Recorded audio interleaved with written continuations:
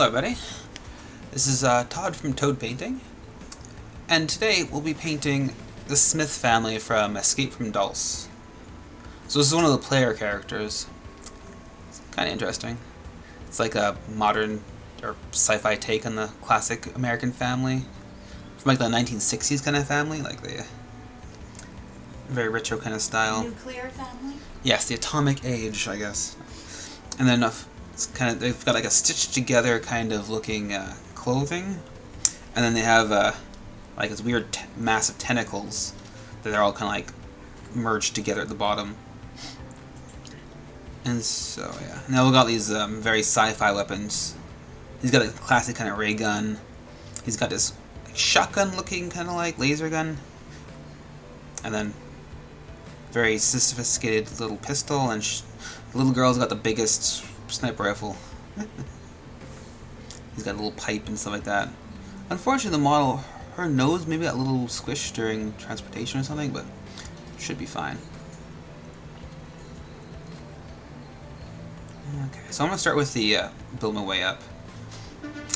So from the concept art, it's very classical. He's got a gray-blue jacket. She's got like a white skirt with like a blue, very like light blue top, a white top here, and then he's got like a white red plaid jacket. And the guns are all like either silver or gunmetal, basically. So, should be interesting. I'm gonna start with the fleshy bits first. Gonna go for the tentacles. So I'm just gonna start with the highlights of the tentacles first, and base coat it from there. So I'm gonna do. I don't want it too saturated on top, so I'm just going to do a little bit of Menoth white, and then I mix in a bit of sulfuric yellow, and then I'm just going to go and just do a base coat. Then I'm going to start adding greens, because the bottom is like a kind of muted kind of green. It's not olive, more blue tones to it, but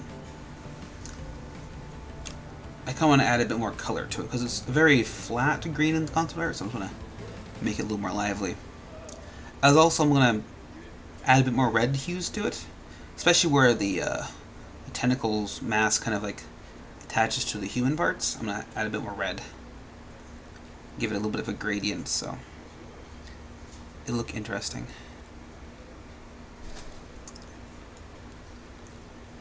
Okay.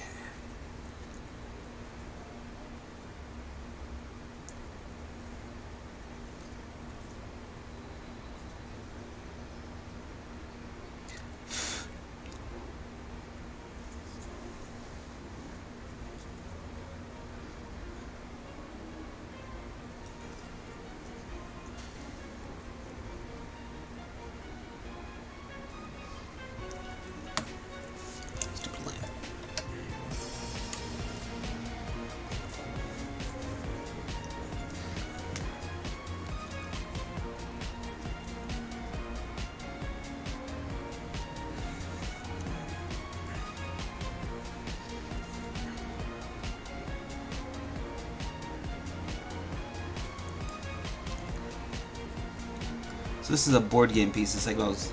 It's not like one. It comes pre-assembled, and so like there's a whole bunch of them. Here's like another similar model to it. It's like the mutant commander. He's an enemy.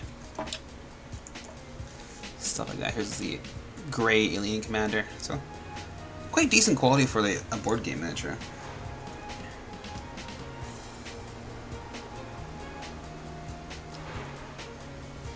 So it comes with like 8 different heroes, 4 allies, which I'm doing for this commission, and then 4 miniature enemies. From what I've seen in the Kickstarter, the rest of the enemies are just like cardboard cutouts. Makes things simple. You only need so many miniatures. Yeah. Exactly. Especially when you have mobs of them. If you have like a lot of enemy little like easy to kill enemies, and sometimes miniatures not the greatest. They don't always fit in the board. Can you possibly turn your music down just a little bit? Okay.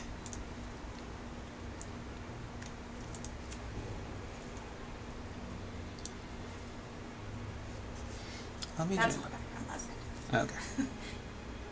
I can also just do it a little easier this way. How about that?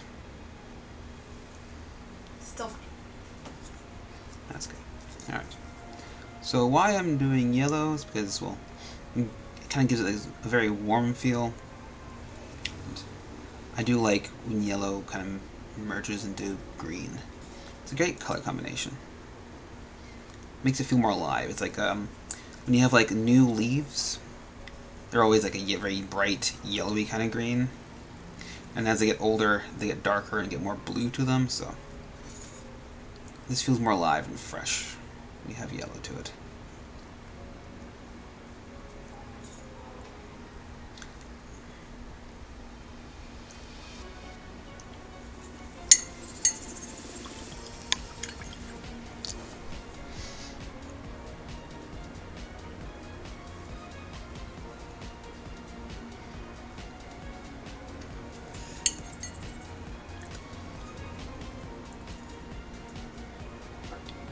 Okay, so she is double check what the little kid has. Actually, let's do the man. He's got a very simple kind of bluish gray jacket.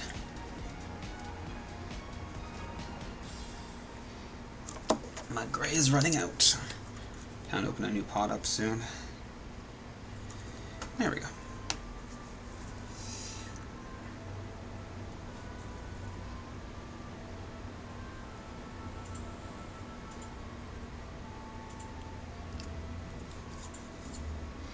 I'm just doing a little bit of base coating right here while the yellow dries up.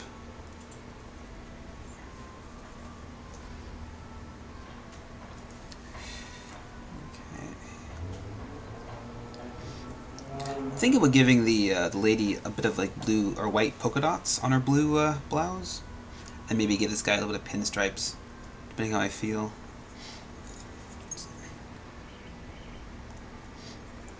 Might be a little too busy, but we'll figure it out. So I can do that also at the very end,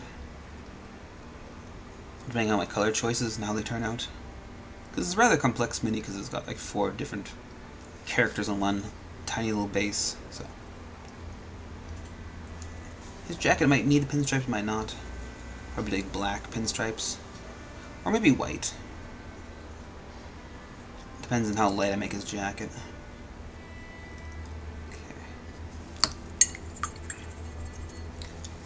So the yellow should be dry enough to do a base coat. So I want to do, this is Gnarls Green from P3. And it's way too dark by itself, so I'm going to add a bit of that yellow, sulfuric yellow to it. As my first layer.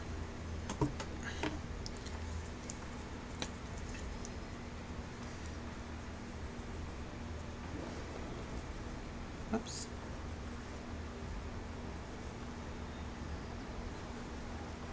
There we go. That's a good tone.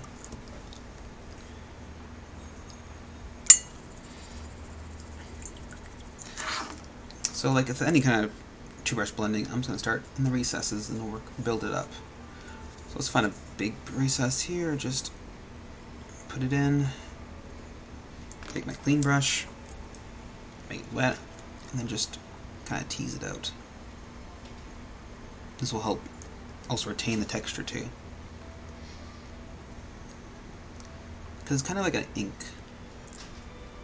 but way more controllable.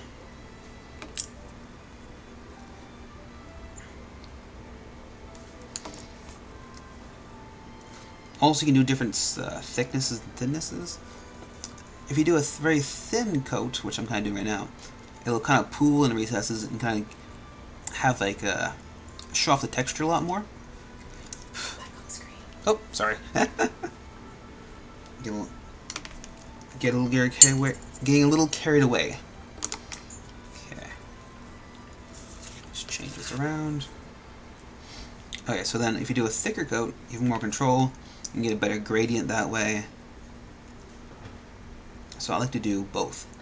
I like to do a first thin coat and get everything covered, and then go back and just darken some areas with a thicker coat in some areas. Mainly the recesses.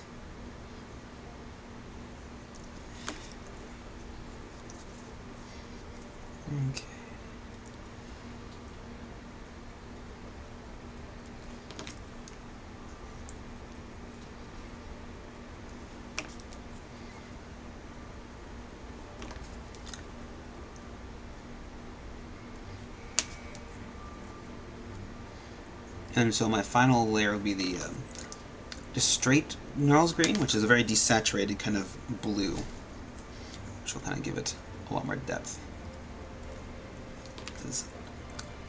Because Gnarls green is kind of a cool kind of color, and the yellow's normally like a neutral color, but since I'll be using a cool color with it, it becomes warm, and so you get this effect of the highlights being warm and the cool areas being the recessed shaded areas. So can add some nice depth and layers to your mini.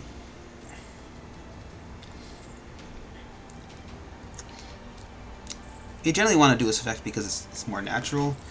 If you do, if you look outside, the sun kind of, lightens things up and kind of gives it a little bit of a yellowy kind of feel. So it's the warm kind of, and then anything that's not hit by the sun is in shadow, but it's backlit by the sky for the most part, and the sky is blue, and so it gives it a bit of a cool feel. So you'll just see it in nature, even though it's more of a very subtle effect. You may not notice it until you actually look for it. If you look at like a white object outside, and then the shadowed area looks like it's blue tinges to it. So, of course, it's a little different during like gray overcasts. Everything looks a little flat.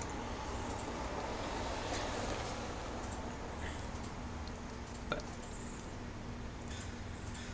I'd probably preferably paint like a normal like sunlit day instead of trying to paint it like an iron cast, because that looks more boring when you have like flat like that.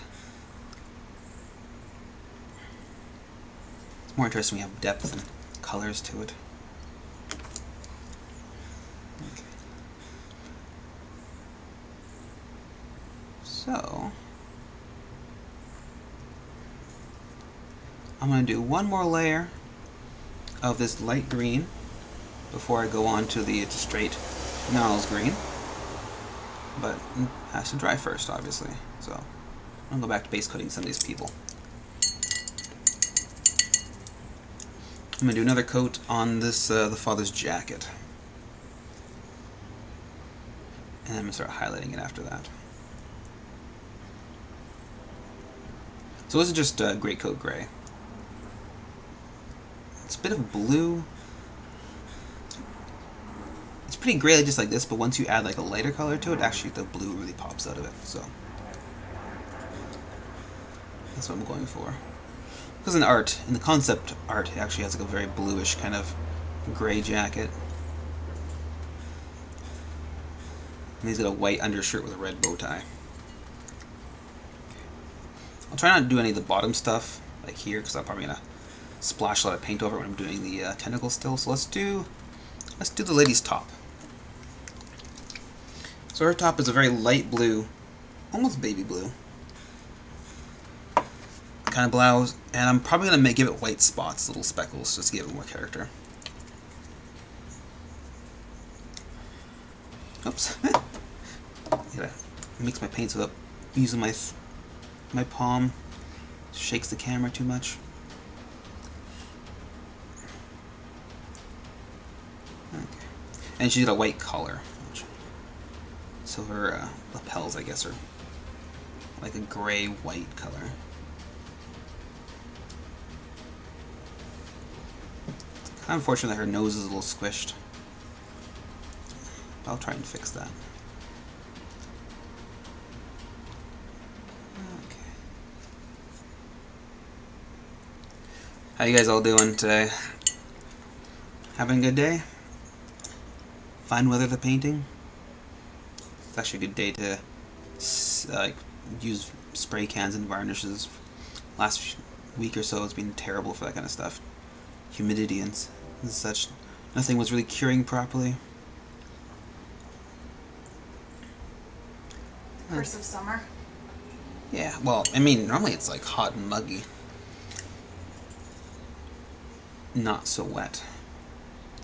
Okay.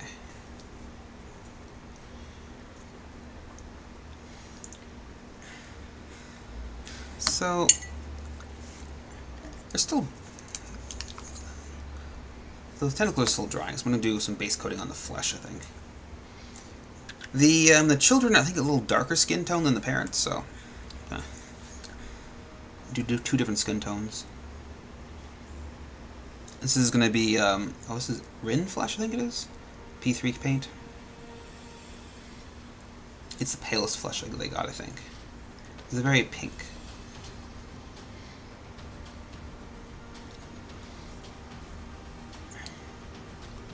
Also quite thin. I didn't mix it properly, apparently. Or I had just too much water on my brush. Let's try that again. Let's give it a good shake.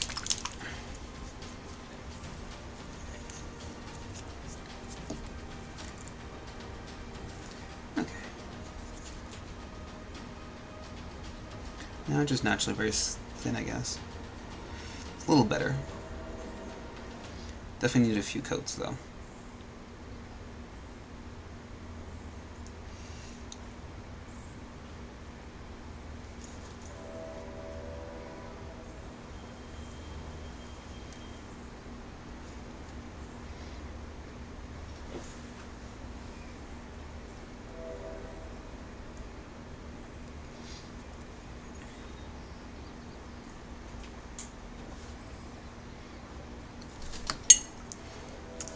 So the mother has the palest flesh, and then the father has like a mid-tone, and the children have like a little more tanner flesh. So I'm probably going to use a different wash for the skin tones between the male and the female parent, just to separate them a little bit more. But I use the basically same colors. Alright. I think the body's ready to do another final coat. This is a thicker coat of shading. This is more to get the depth in, not so much for the texture. The first thin coat was for the texture. This is more for the actual shading part.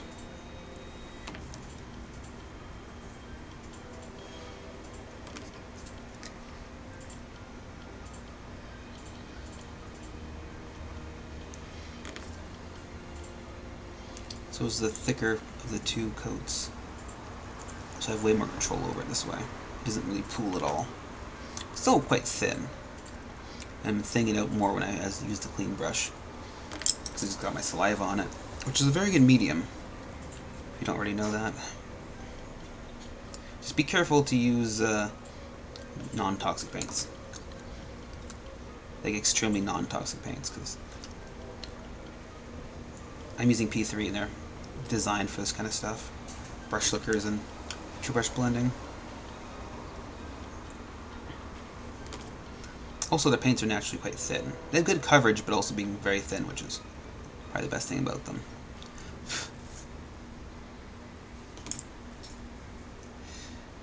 Okay.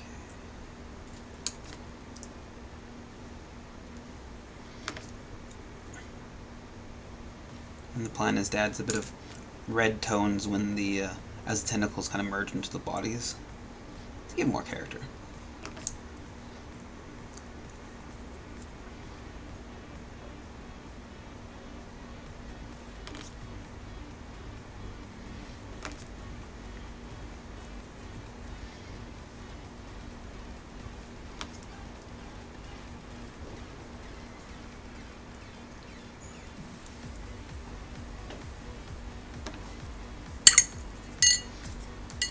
I didn't clean off my brushes that well last time, so I'll make sure it's good. Don't want to ruin my nice blending brushes.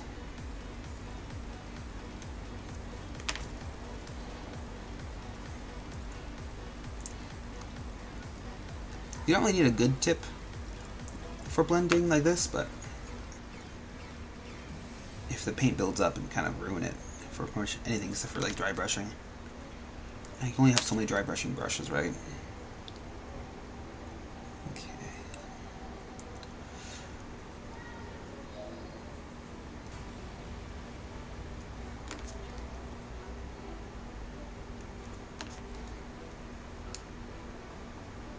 Good thing about this second layer, it's thicker, so it actually dries faster. It's not so watered down.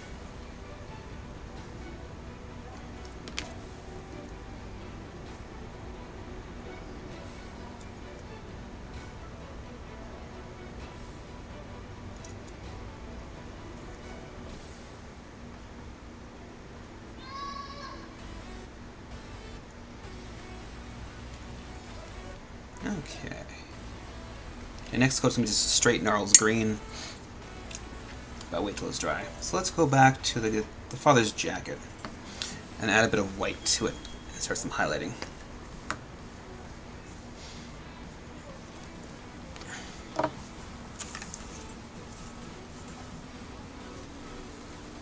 So just some gray coat gray with some more white by P3. You can see a bit more blue into the color now since it's lighter.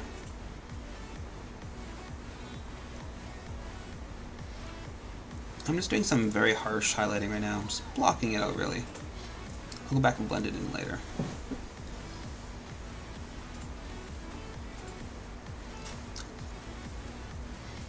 But I'm still trying to like kind of keep the highlights with the flow of the suit and stuff like that. So how the folds would kind of go with it.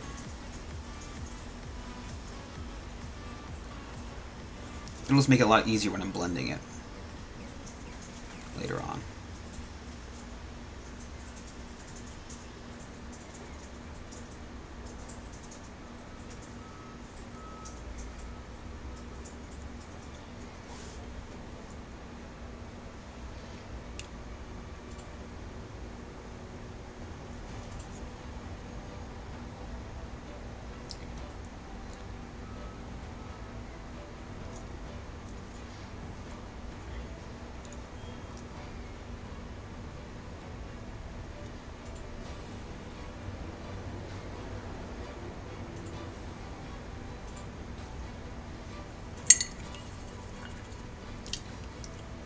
Okay.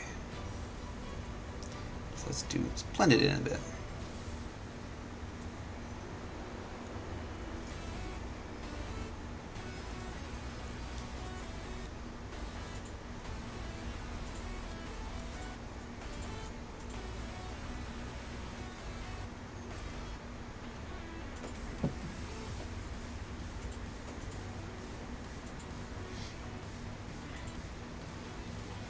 Just based on, I'm just blending it, I'm just using a thinner layer of it.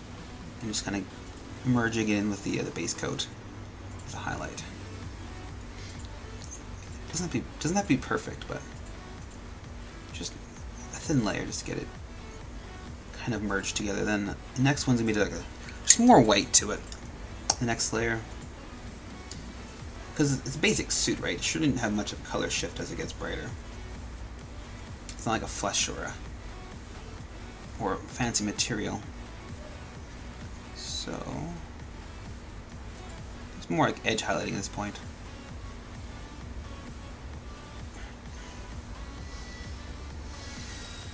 Because I'm not going to do any like harsh highlights on the actual suit part, just on any edges or folds.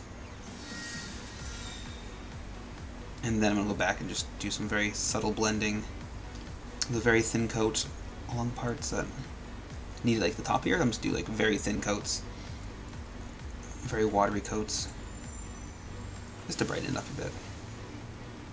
Along any of the folds too, like right here.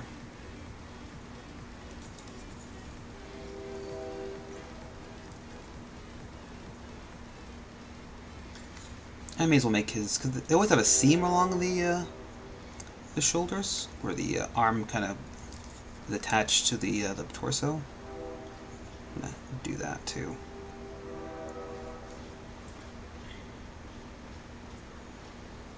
Oops. Finger slip there. Let's see if I can get rid of that. There we go. I always like to have a nice clean wet brush ready to basically wipe away any mistakes. Okay. Let's try this again, shall we?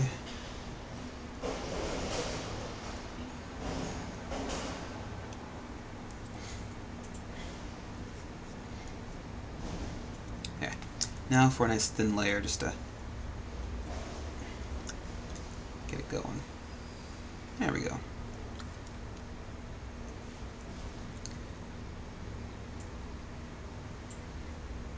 And kind of flowing with the rest of the folds of the jacket too. Just I'll kind of help disguise any brush strokes you may have very visible.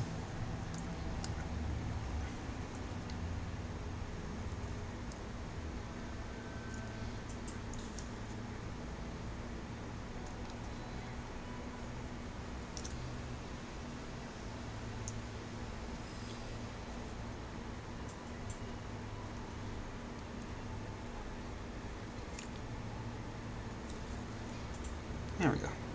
Jacket's pretty much done at this point, actually.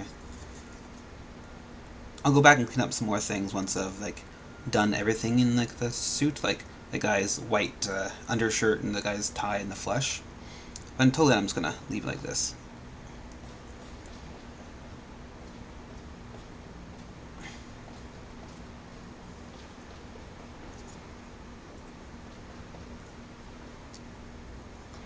Alright.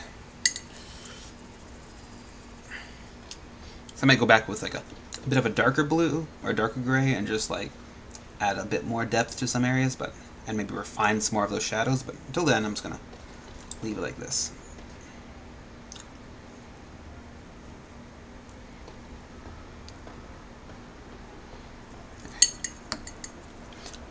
Next step is go back to the body and just do some straight gnarls green.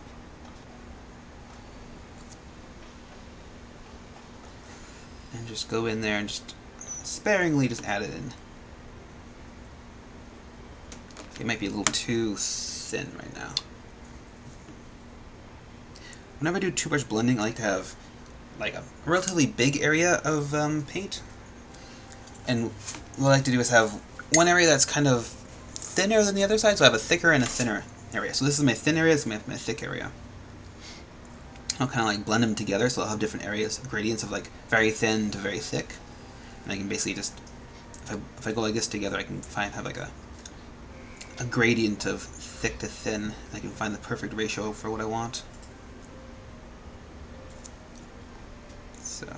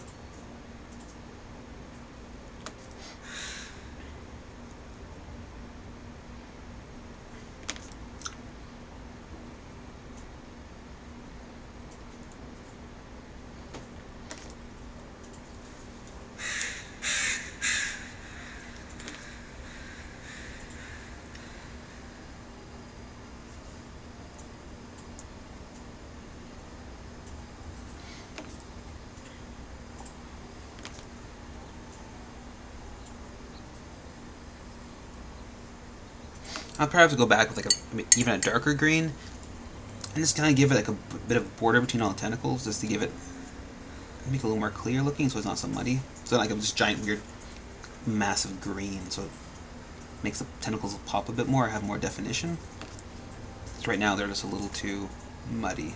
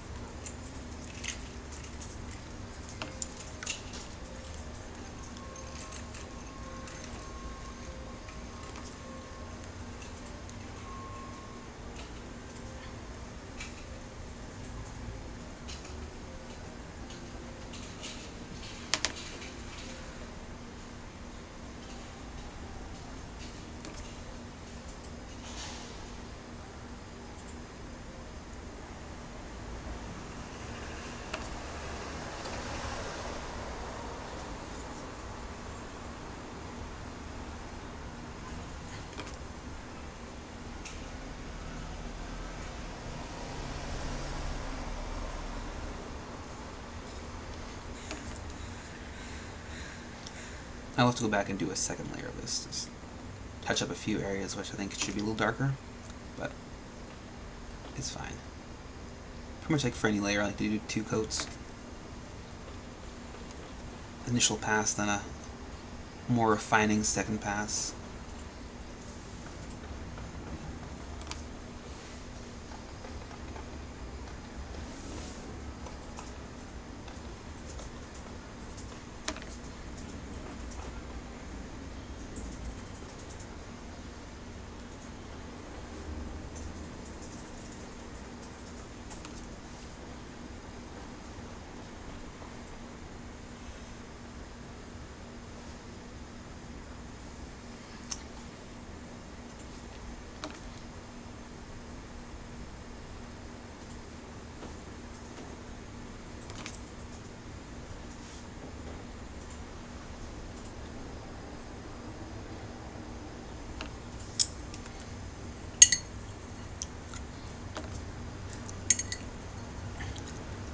So there's two ways of really doing two-brush blending.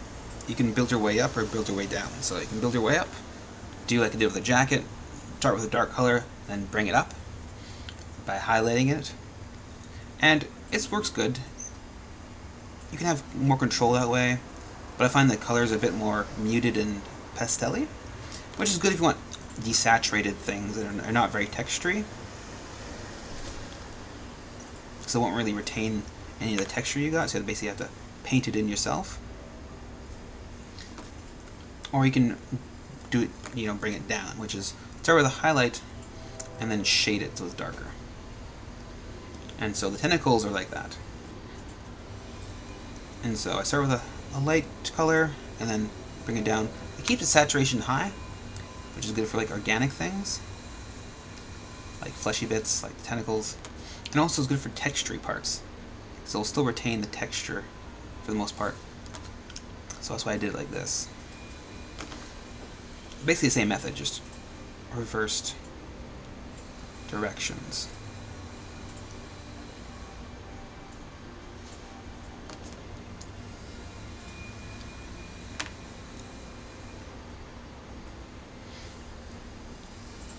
There's pros and cons to both, really.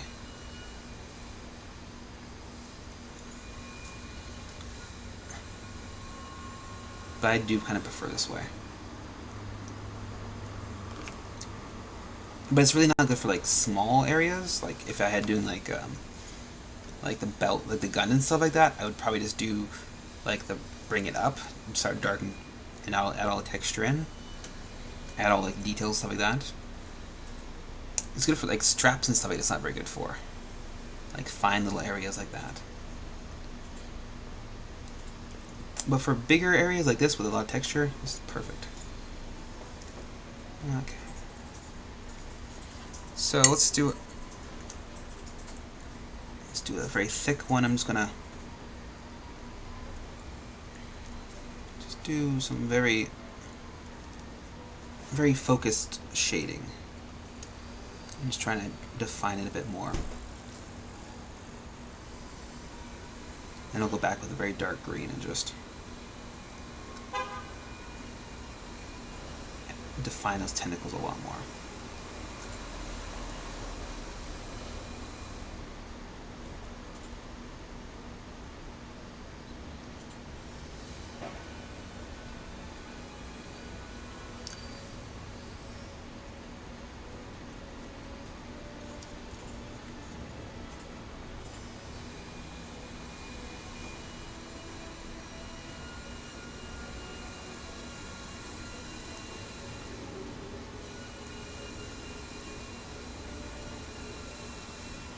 I might have to go back and with a lighter yellowy green and just reclaim some areas. But not too many areas need that. I'll do that after I add in the darker borders. There we go. Alright. He's got like a very light cellulose legs, whatever. Very doughy looking legs, this guy. Okay.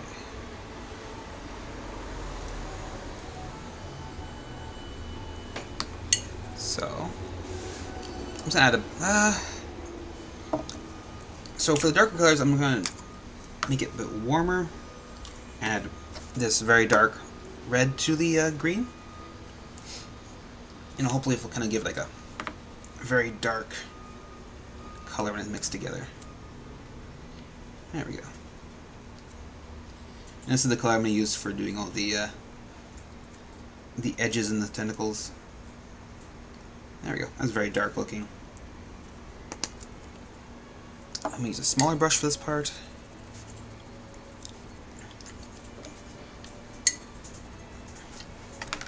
There we go. My number 2 detail brush. So, make sure my brush is nice and wet. And just go in and just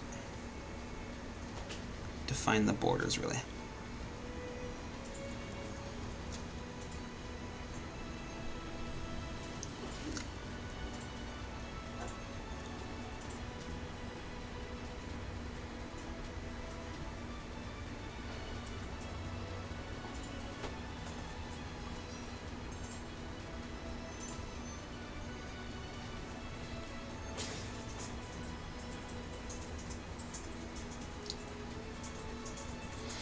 if you went for maybe like a black border, it'd give it even more of a cartoonier kind of vibe.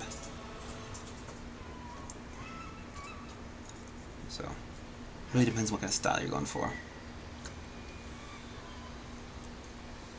I just thought maybe a black border would be way too harsh, so even though this is a rather relatively cartoony looking model.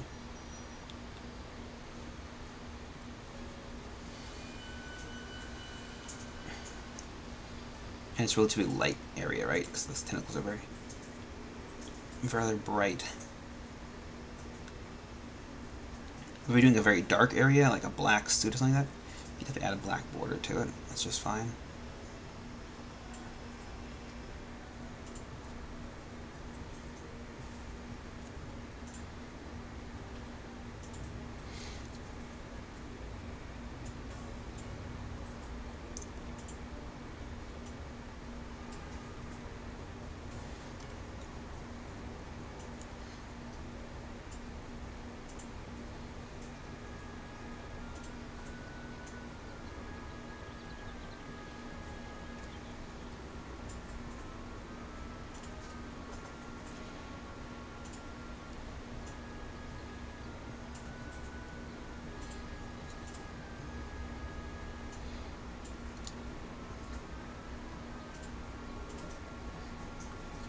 I'm going to go back after this and just reclaim some lighter areas that might have darkened a little too much.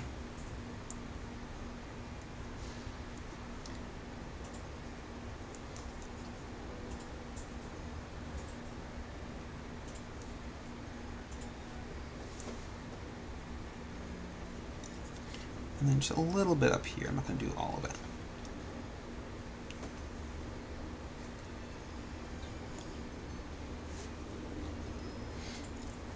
Okay, so that's the tentacles more defined. So let's just go back to this and add a bit more gnarls into it.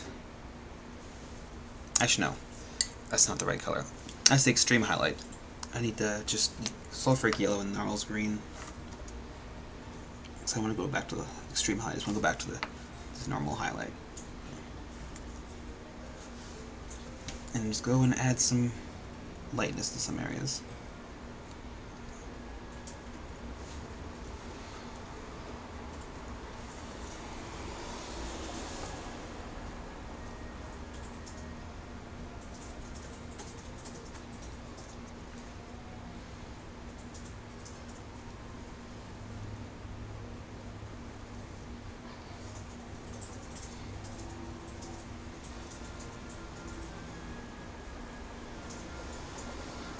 I'm making this kind of blobby just because it kind of fits the texture of this rather chunky, slightly light tentacle mass.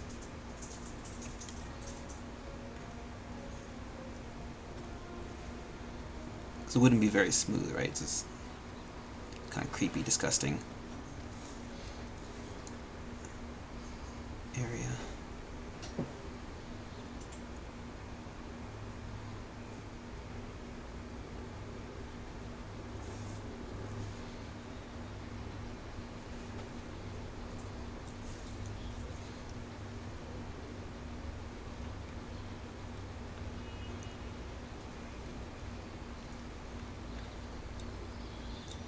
Okay, and a bit more yellow this time.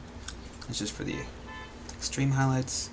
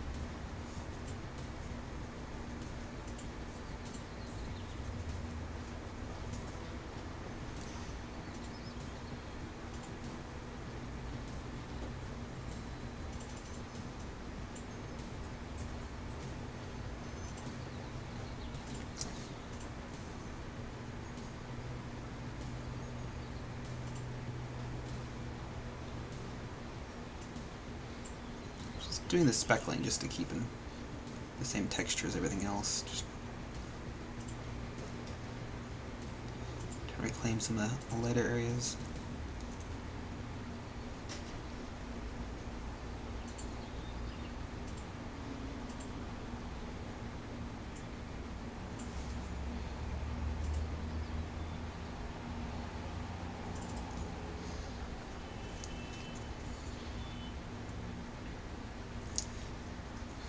I'm just gonna go and there's a bug fly by me. There we go. Might have been captured by the camera. Stupid bug. Okay, let's just do some straight yellow now. But very thin, so it kind of retains the green underneath.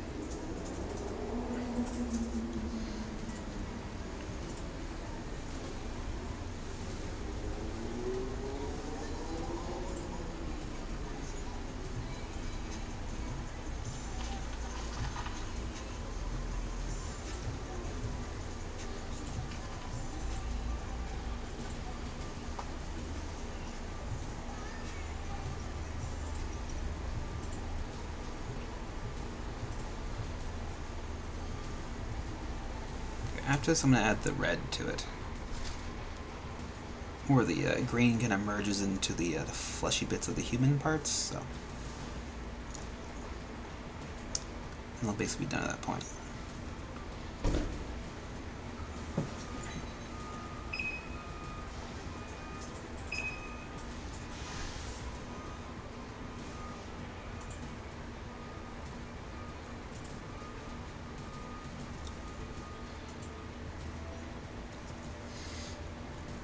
There we go.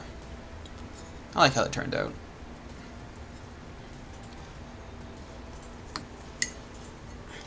I might actually go back and just do a little bit of that Gnarls green just to maybe make some of those areas a little less dark. So I might have gone a little overboard in some of the borders here.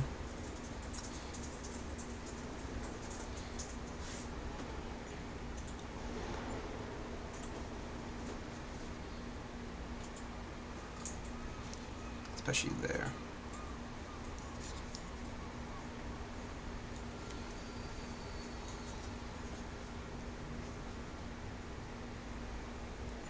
Just personal taste at this point.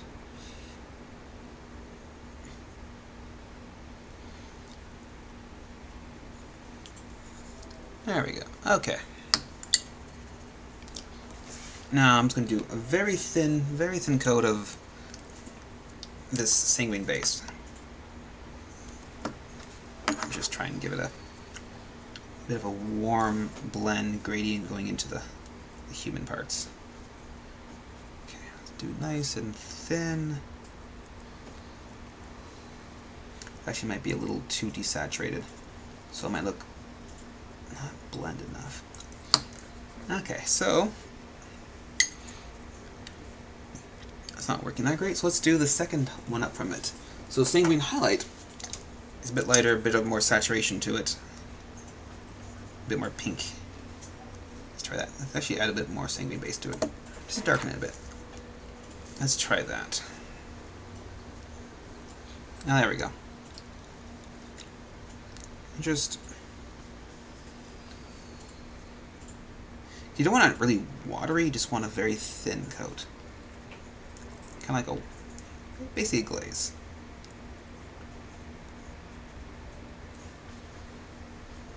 So you don't want it to pool, you want it to just to have an almost even coat.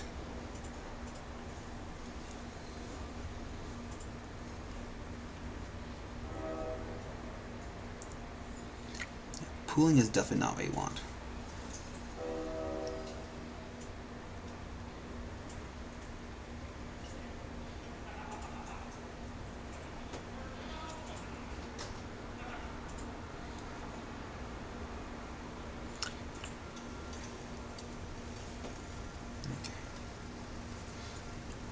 Yeah, the dark sanguine base was just too desaturated to do a thin coat on this very vibrant green, so sanguine highlight worked much better. There we go.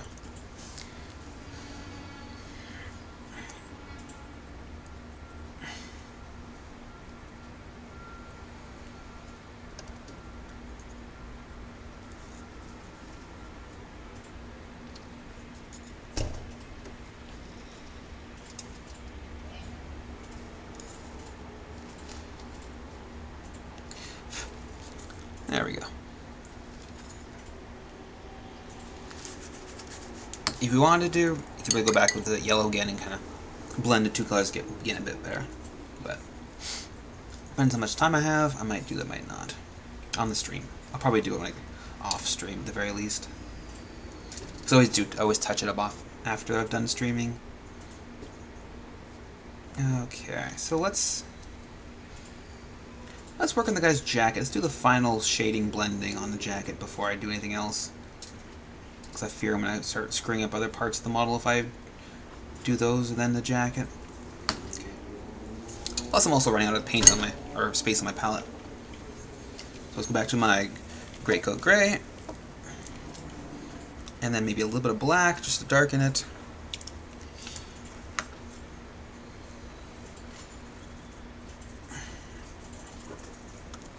And then just do some thin coats and just merge it together a bit more. A bit more depth.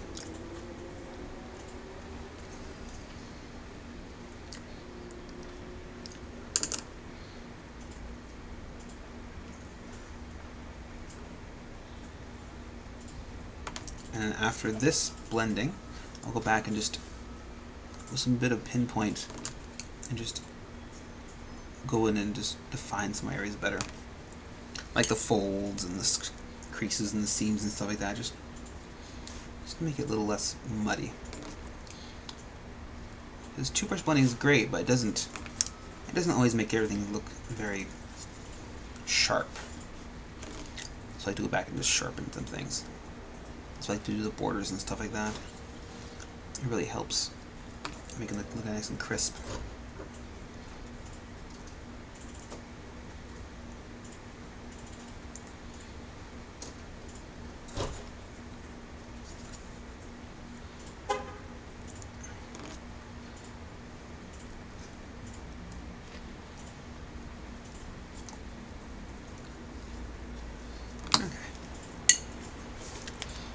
Nice thin coat. It'll dry pretty fast, especially since it's so warm right now.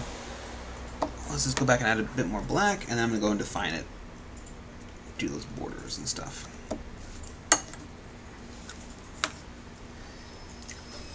Okay, so go in here and just in between the creases, the folds, whatever.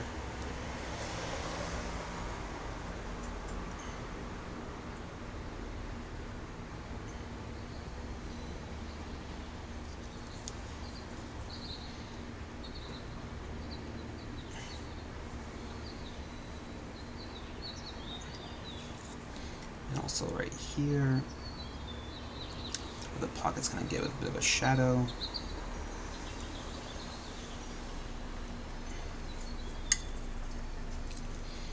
I kind of overshaded a bit there, so let me go back to this gray and just see if I can fix that.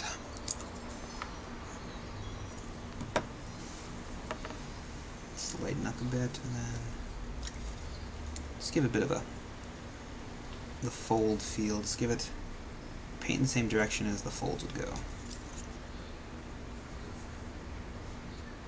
There we go. And then I should probably add a bit more folds too. I'm just going to add just a little bit. See, now I'm a little too light there. There we go. A bit of folds where the under part of the jacket is.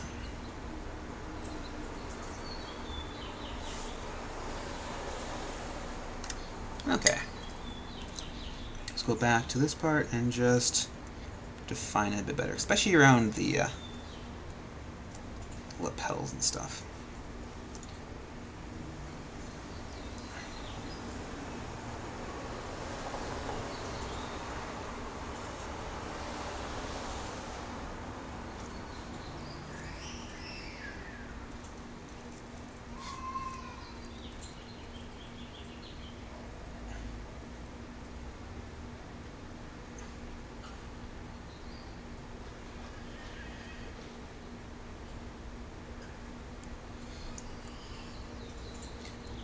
Let's just make this part a little better.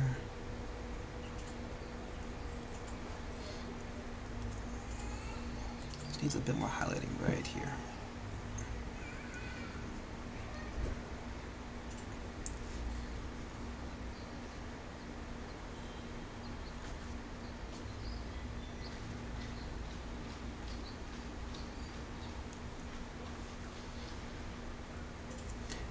And fix any kind of mistakes.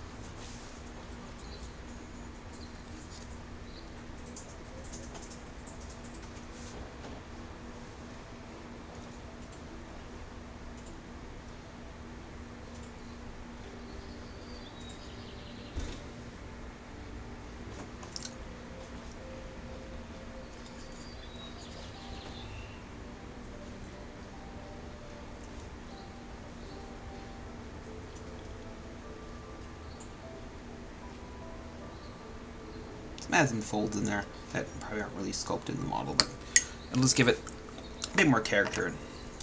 It's very flat there, so it'd be weird not to have some folds there.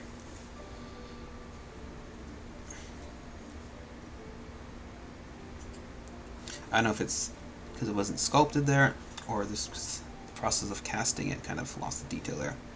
You never know, but there should be definitely some folds.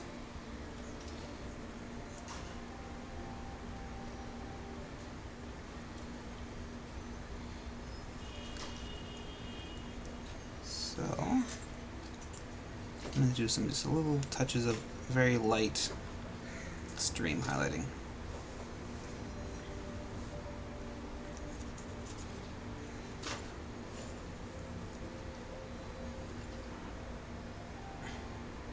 Just on the edges of stuff.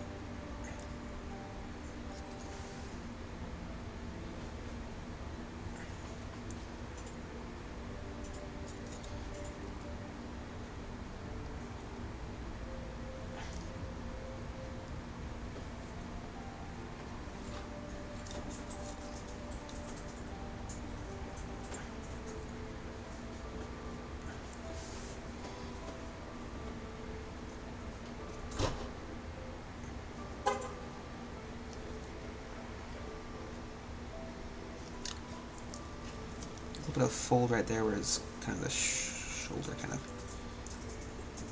and give a bit of a thing. There we go. And that's the jacket basically done. Actually, wait, let's go back to a little more darkening in this fold area. Just sell those shadows a bit more.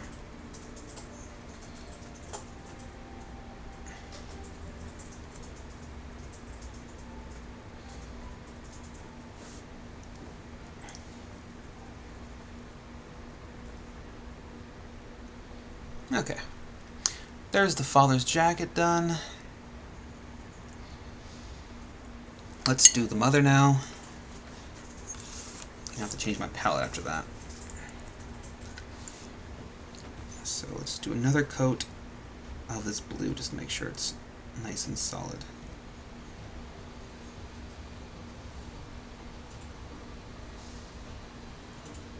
She has a belt. Let's double check what her belt looks like. It's white, just part of the skirt. I might change it up depending how I feel.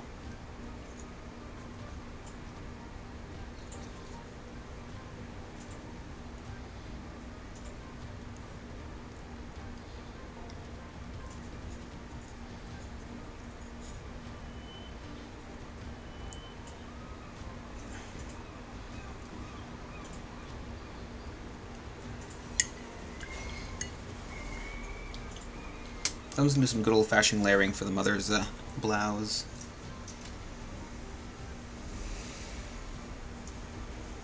I don't want it too dark. Kind of want it nice and soft looking.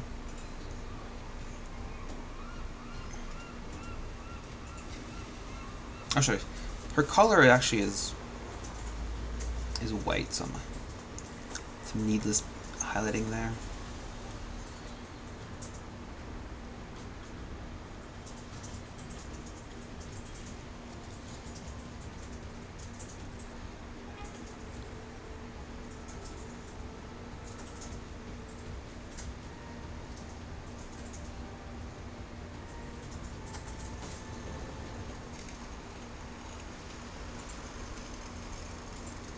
And her skirt is tucked in, or her dress is tucked in a bit. Her blouse, whatever, so I'm doing the folds. They're kind of sculpted in there, just a little soft, so I'm just going to exaggerate them a bit more.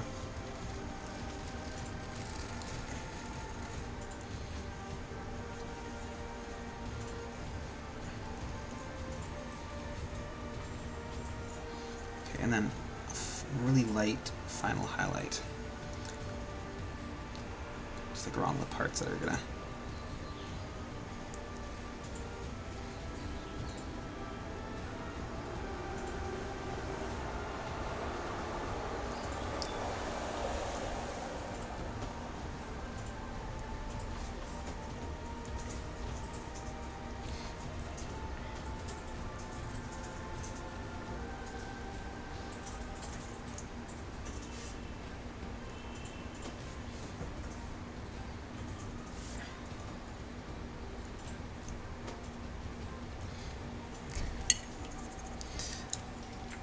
I'm just going to go now and do a little bit of shading. Just very pinpoint shades, just to more for like the creases along her dress area and the folds in her shoulders.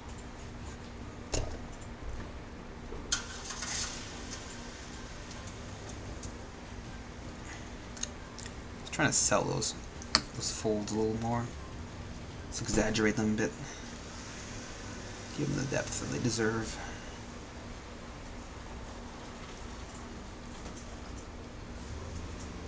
Okay.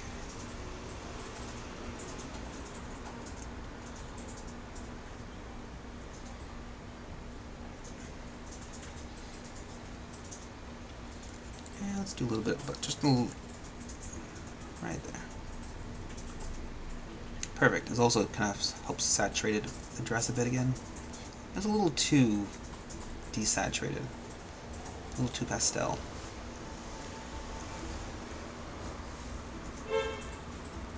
There we go. Alright. This is also darkening it too, because I might want to have the white spots now. Or should I, what kind of color should I go for, Kat? It's a baby blue, sky blue kind of... Just go with the art. It's just plain. Really? I think it could deserve a little bit of, like, just like uniform white specks. Yeah, just do white polka dots then. Yeah. Definitely not black.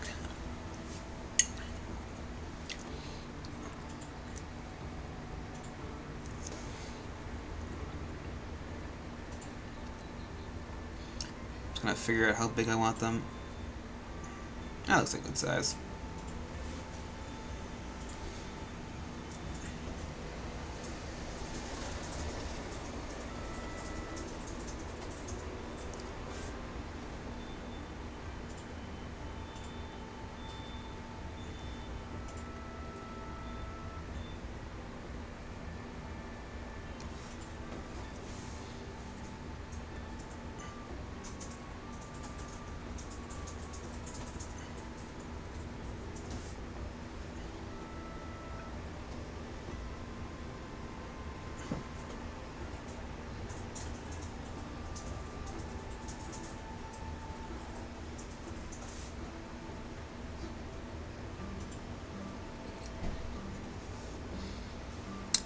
It's got like a 70s kind of feel. Oh, hey, he's going, Dragoon. So since it's like a 70s feel, I thought the polka dots would really kind of add to it. So when I think polka dots, I think of like... Yeah, this is definitely not 70s. This is definitely 50s. Fine. I meant 60s, actually.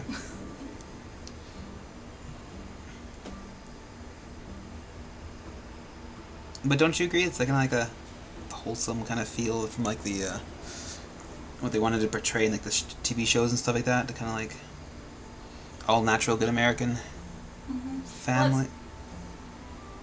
What? The whole game kind of plays on that sort of like all American like trope thing. Yeah. Whoops. That polka dot was a little too big. So what you doing today, Dragoon? Come on and watch him paint. Are you gonna paint yourself too?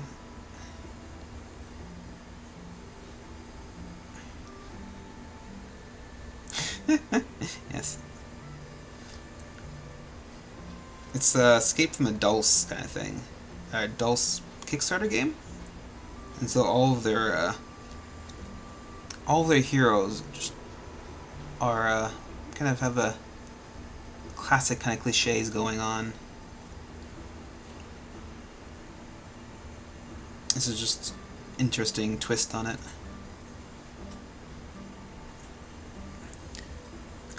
You got I think this is a classic one because this is their the company that made it is called Sentient Cow, and so here's Snippy Von what? I don't know, Snippy Von something. So it's like a male and a female cow with like machine guns on their back. I think it's like almost like a mascot hero.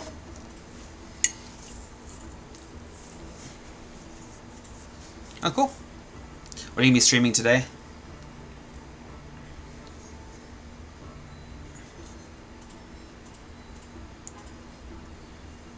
I made that dot a little too big. That's fine.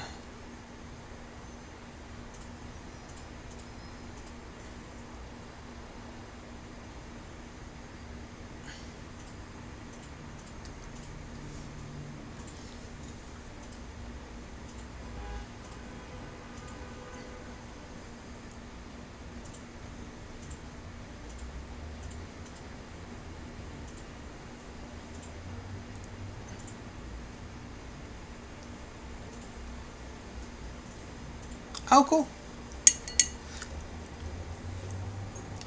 What kind of color scheme are you doing? Because I want to get Infernals, and I'm thinking... I'm kind of trying to consider what kind of color scheme I want to do for mine. The classic color scheme is actually quite good. But I want to obviously do something a little more personalized. Okay. Let me just fix up that one dot.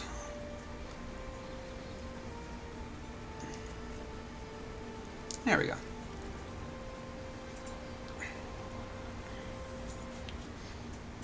I think it adds to it.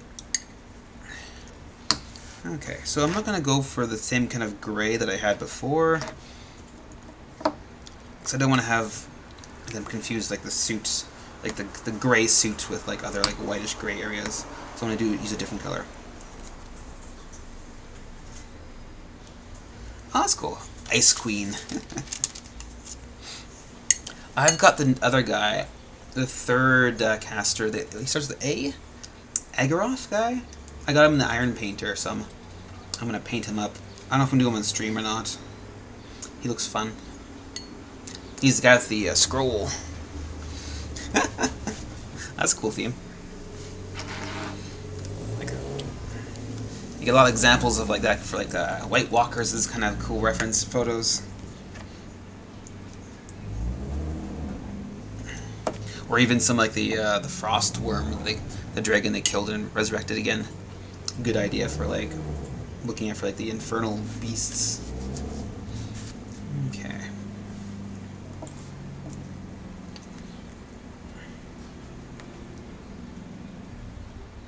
It's kind of a warm grayish color.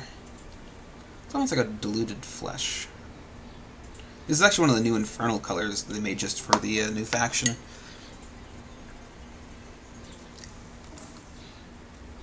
I got it at Lock and Load a couple weeks ago.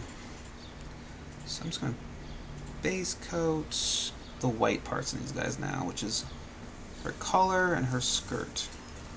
It's actually a little too light, so let's darken a bit so you actually can see the contrast between the white and the gray.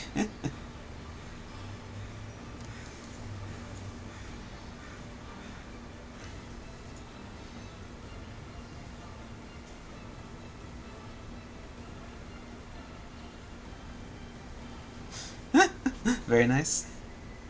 Very nice. I last did not have any friends that wanted to give away any models. Also,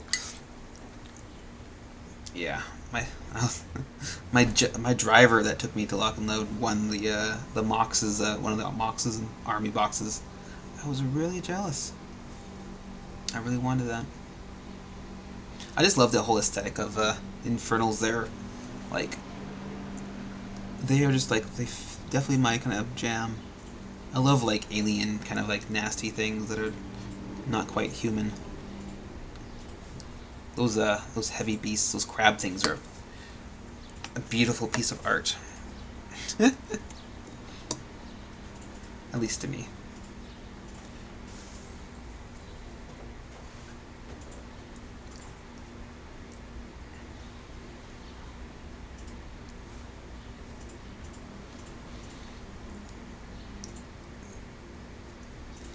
So this lady's got like so her skirt's white, but this lady right here, this little girl, actually also has a white shirt on for some reason, so it kind of blends in with the mother's skirt.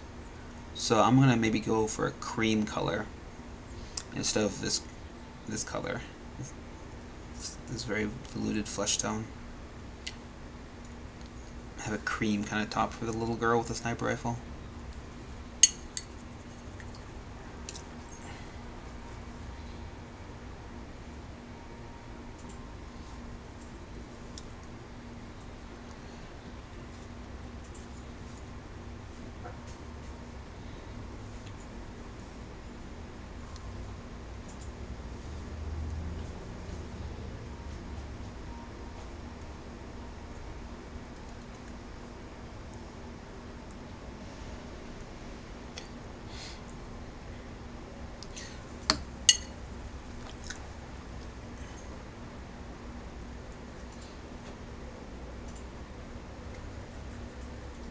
Cool. And she's kind of like I don't know what she is. She's a very different style from like the rest of Iron Kingdoms, being an Infernal, I guess. Him and or her and the other one, like the smashy one, the melee beastie guy, is also very fantastic. He's massive too, like insane. I didn't realize how big he was. He's on the 50, but he's like takes up all of it. And he's also like, it looks like he's 5 inches tall. It feels like. Okay, let's do the flush some more.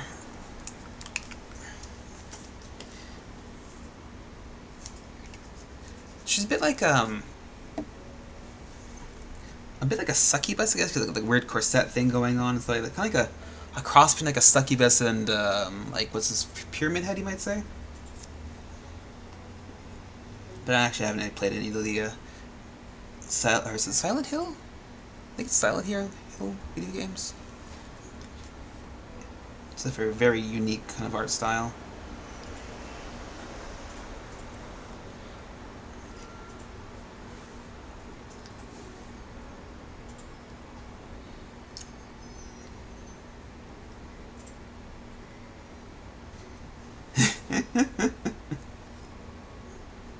Is that Corey Doyle talking about?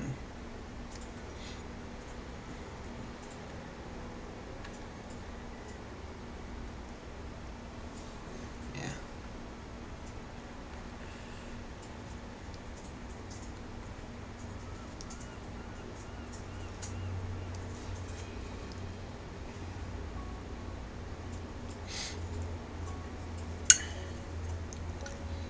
I kind of wish he had almost like 3 inches on him. 3-inch melee range would be kind of scary. Alright, let's see. It's interesting how the kids have 2 arms. Parents only have 1. Okay. Let's just work on the skin tones of the parents before I do anything else.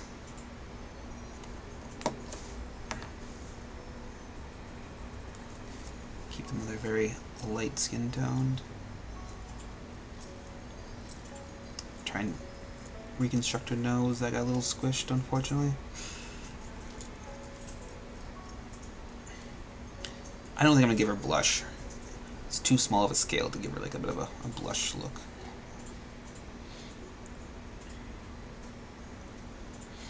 Okay, so this guy's got more of a almost like a yellowy kind of skin tone. I'm using a different wash for him.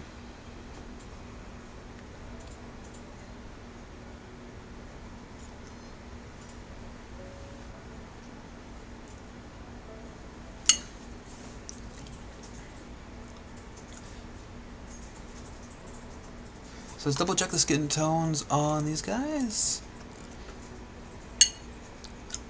Okay, so the mother's got like a very pale pink flesh. The father's got a bit more of a tan. And the children have like a very brownish kind of skin tone. Much darker than the parents. Okay. So, maybe we'll do Caspian flesh for the father because he's a bit more brown. I'll do a very thin coat of flesh, calcite flesh wash for the mother. There we go. Found calcite first, so let's do that one. Because calcite's a very warm, reddish kind of tone, so. But it's also darker than Caspian, so I'm just going to thin it up with some mixing medium.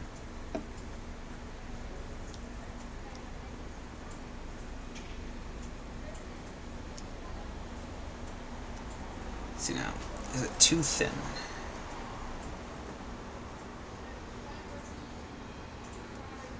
Yeah, it's too thin. Let's try this.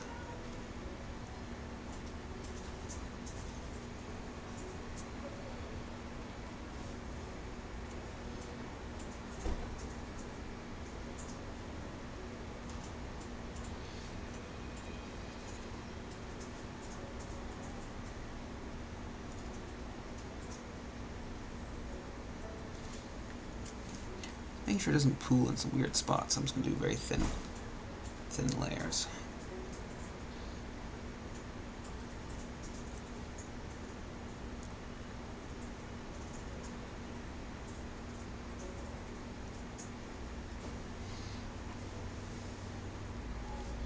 Okay, so the father's is going to be pretty much straight Caspian.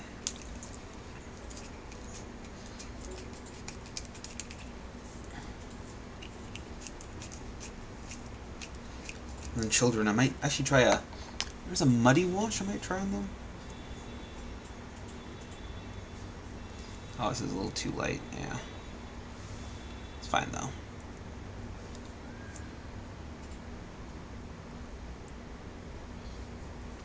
Okay, maybe I'd mix a bit more calcite flesh with that Caspian. There we go. A little too yellow for what I had the original skin tone with.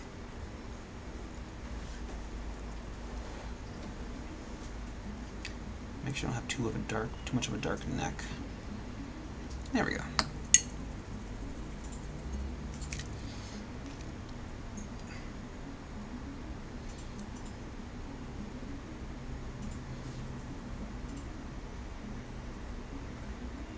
I'm gonna make sure I get a nice dark border where her chest is. Perfect. There we go. Maybe darken her collarbone a bit more. There we go. Maybe a bit more. There we go.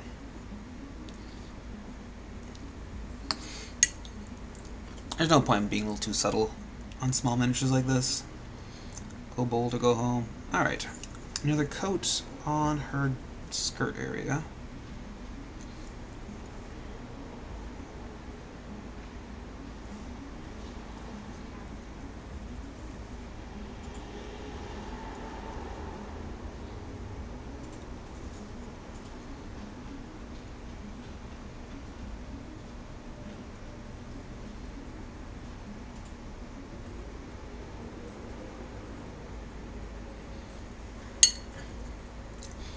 And then let's do a base coat on the little girl.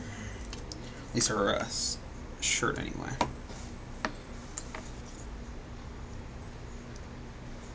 This is mouth white base, which is the cream color.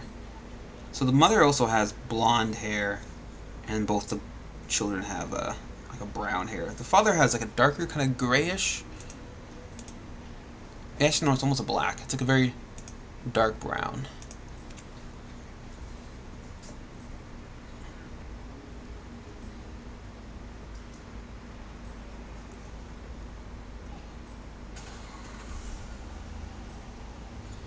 What is that right there? It's got a weird fold in it. I wonder what that is. Is that part of the mother? Is that part of the father? I don't know. I think I'm going to executive decision make part of the father. Add some gray back in there.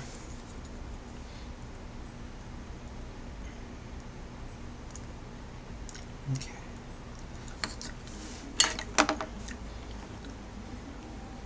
So the son also has like a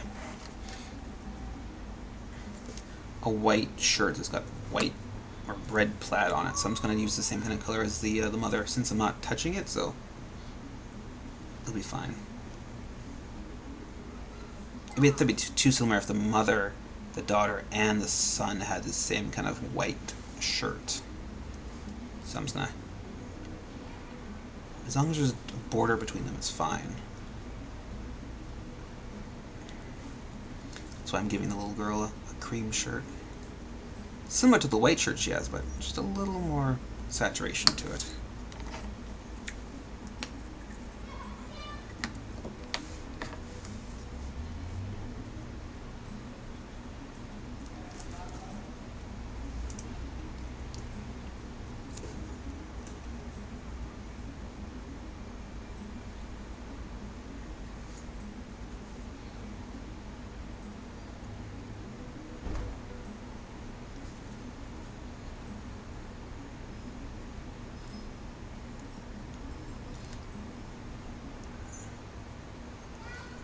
I'm not looking forward to doing the tartan pattern on this guy's shirt. There's a lot of things in between blocking the way, so it's gonna be a kind of a hassle to get in there and do a straight line properly.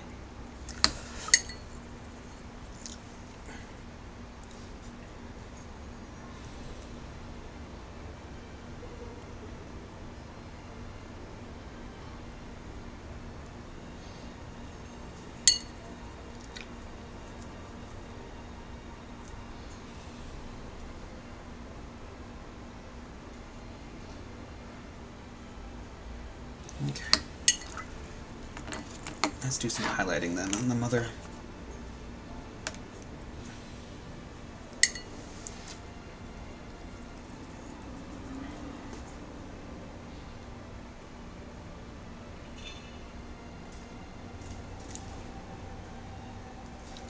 So I'm just going to do some edge highlighting on the lapel part.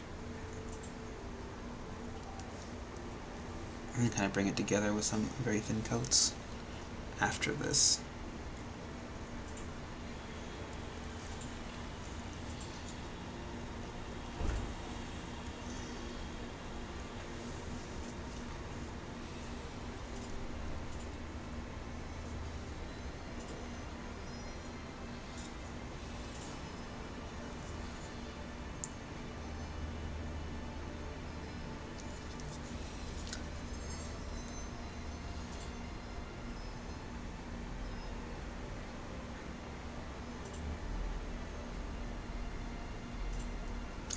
Okay, so just a little bit of thin highlighting here.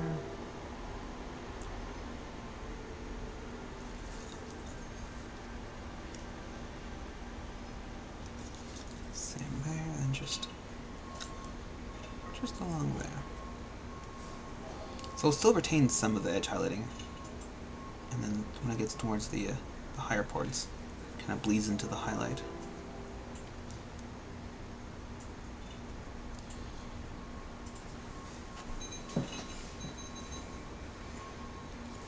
And same with the dress.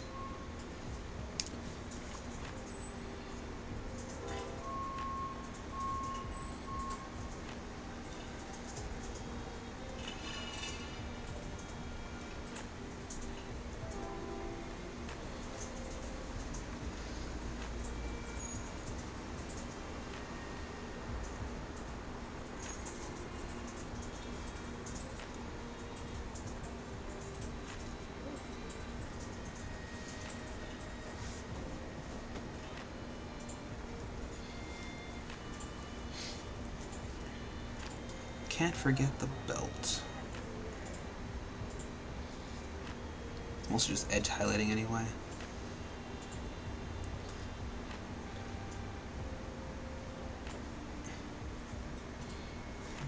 And then she does folds into the dress.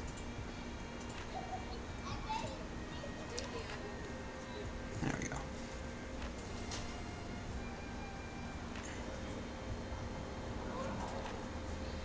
Kind of exaggerating them to make them look more visible from farther away.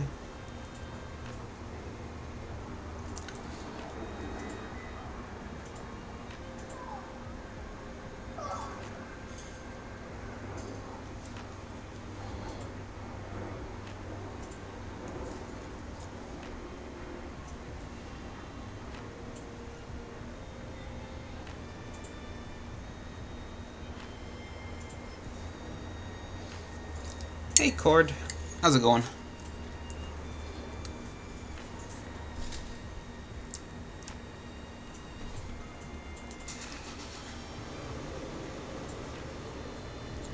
Just chillaxing, painting a family of 4.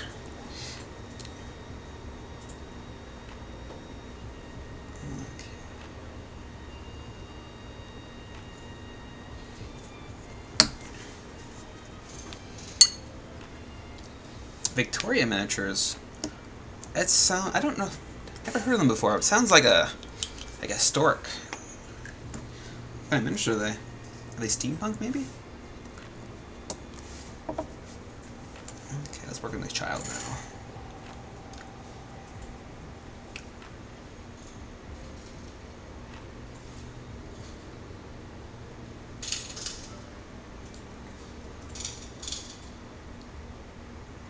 I'm not gonna worry about too much about the child's highlighting just because of how the tartan kind of pattern's gonna probably obliterate some of that stuff, so I'm just gonna do it fairly rough.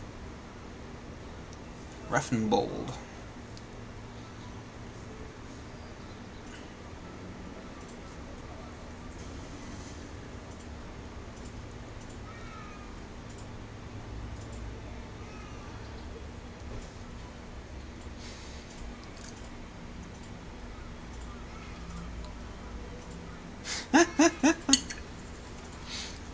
The fairer sex in wartime? Never. That's cool. So it's like, oh, okay. So it's grimdark. Oh, okay. So it's like, Russian types and other ones, right? Yeah, send me a link. I think I know what you're talking about. But it's always good to know for sure. I'm a naturally curious type. So, okay.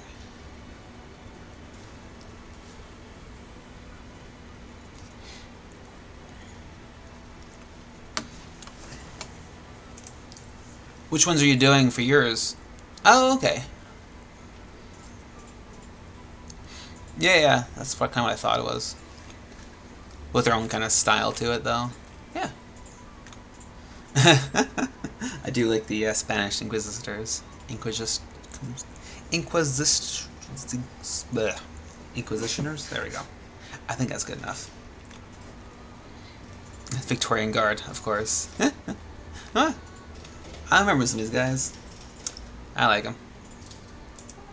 Ooh, Beastman. Beast Guard. Look very Vietnam to me.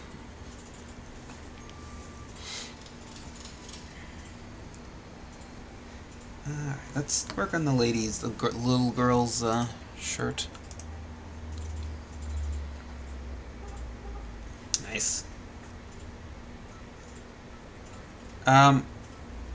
So what I heard, I don't play 40k, but I know a lot of people who do, and they're changing some of the rules for like tournaments.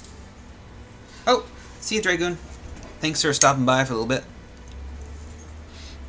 So what I heard was that GW is going to be like not allow any kind of third-party bits at all, like bases, like parts.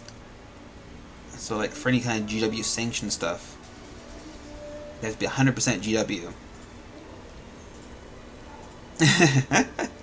I was pretty much what happened to me. Well, actually, it was more of a fantasy arrow to the knee. In my case, Age of Sigmar knee, or Age of Sigmar arrow, whatever you want to call it. It was not good for me.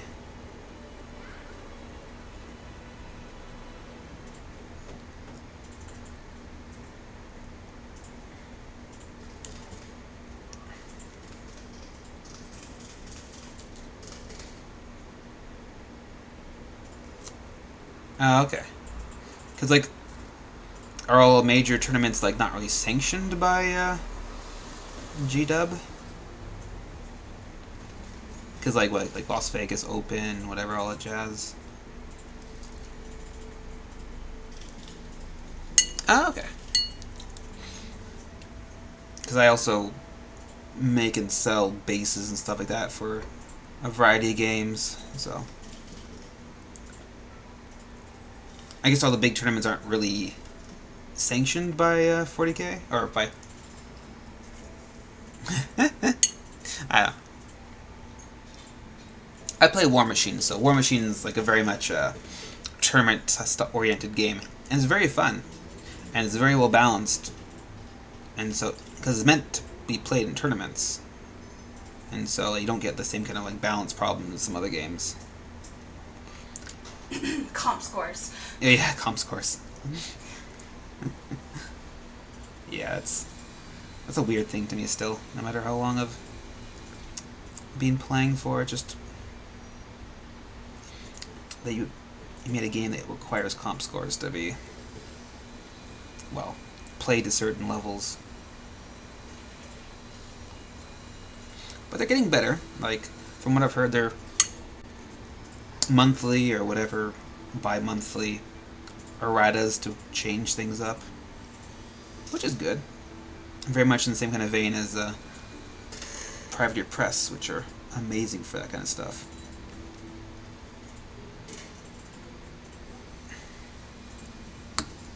Ah! Man off. Those dirty, dirty bastards.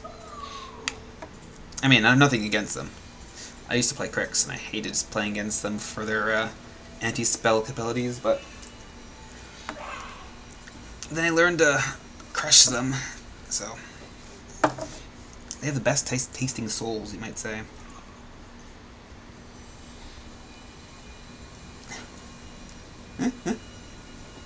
Yes. So I'm not gonna, for a white shirt, I'm not gonna do a pure black kind of seams. But I'm doing it a little more dark than I would just because I'm also going to add the red in there, so I'm kind of over-exaggerating some parts. Just your focus. Focus, like, right there? Just in general, it's kind of a little bit off.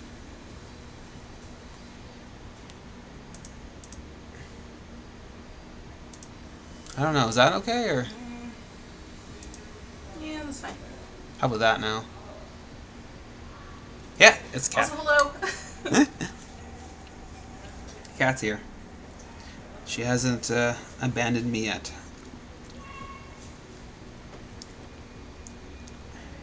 Okay. Let's see. I'm also going to do this part right here.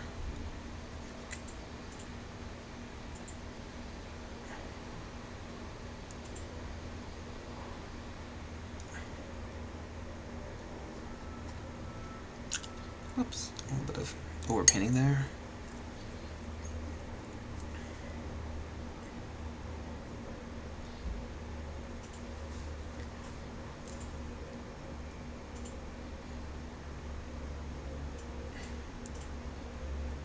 But I actually haven't played Crix since Mark II changed over to Mark III. I know Crix is still good and everything, I just... some of the lists I like to play kind of got neutered. So I changed up factions to conversions, so I did decently well with them. They were fun to play.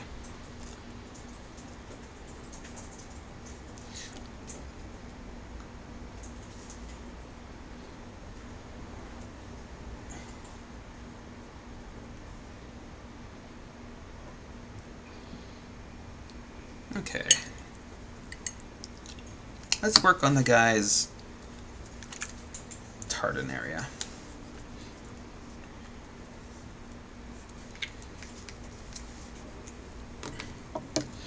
Oops. Okay, this is just score in red base. I think it is. I've had the paint out of the bottle for a long time. It's in a dropper because the pot kind of exploded. So I think it's base. Score in red base. So I'm just going to exaggerate it, kind of. Okay, I need a better brush for this one. This one's a little too curved, so let's go for a more straight brush.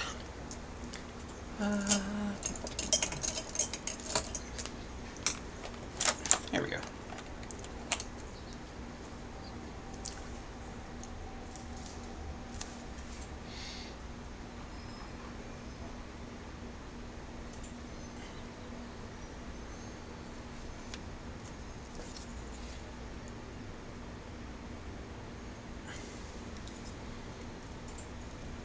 Yeah, I should just maybe exaggerate some more of these, the folds in this guy first.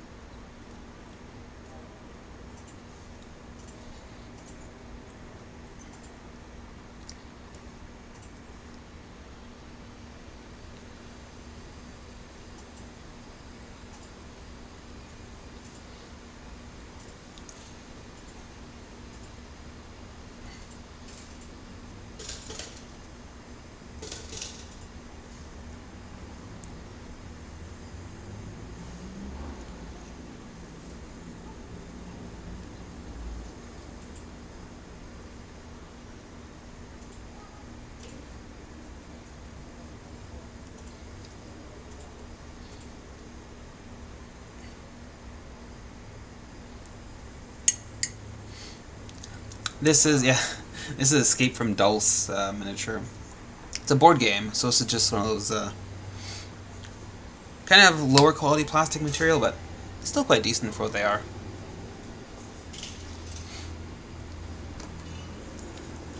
Yeah, so this is like the Smith family. It's the classic kind of Americana, kind of, what, 50s, 60s family? Kind of merged into this weird abomination.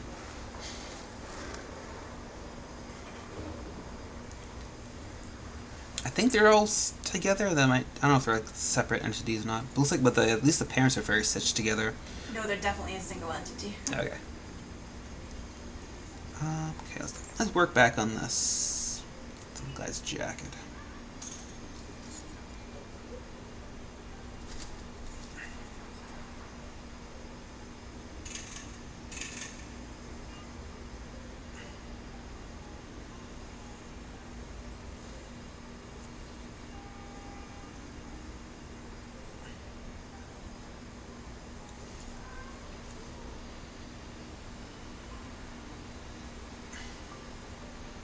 This part's always very tricky.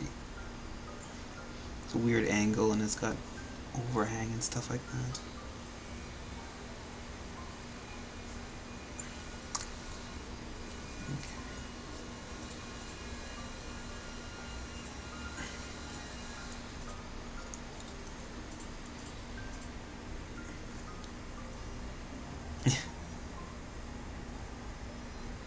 What's Pleasantville? Is it a TV show or? It sounds familiar.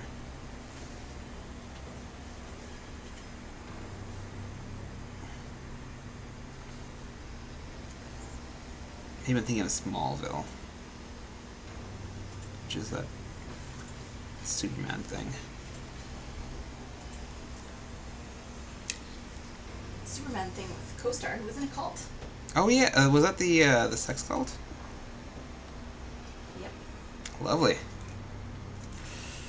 I mean,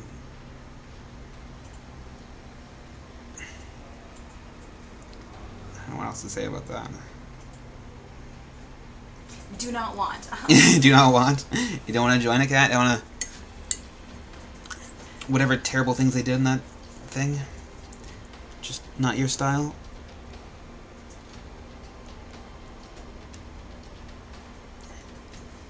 From what I heard, it was not a pleasant stay.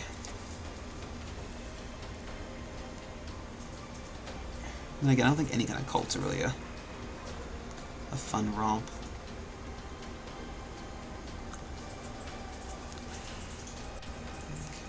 How does his arms go now? Double check that.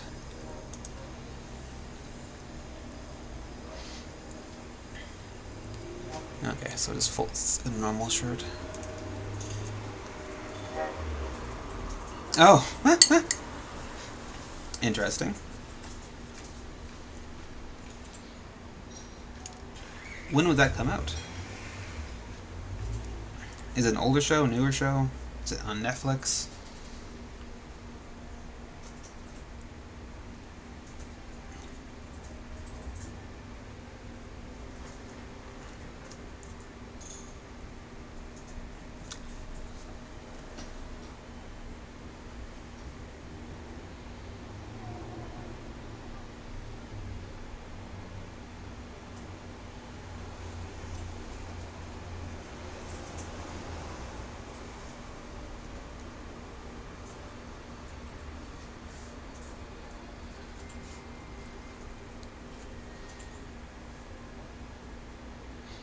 Oh, this was a movie. Oh, interesting. It kind of seems like a plot that's more suitable for like a TV show.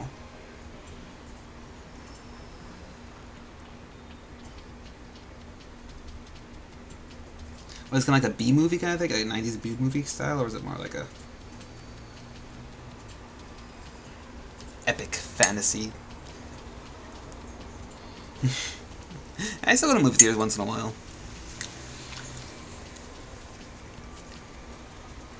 You know, not all the time, obviously, because a lot of movies are not worth watching in the big seats.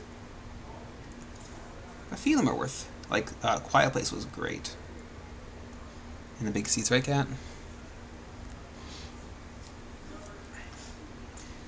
Okay, now let's do the side.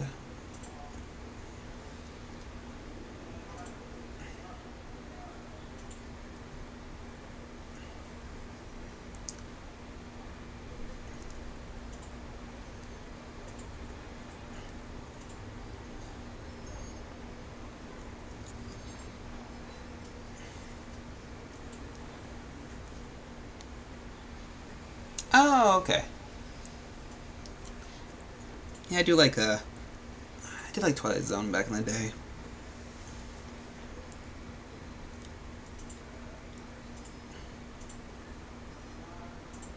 When I was a young kid.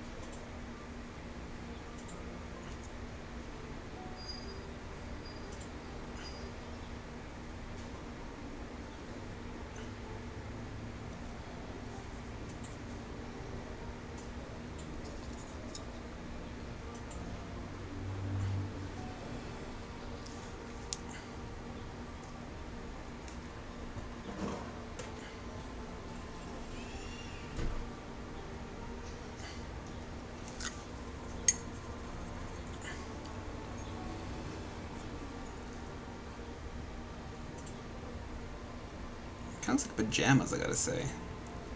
That's kind of turning out.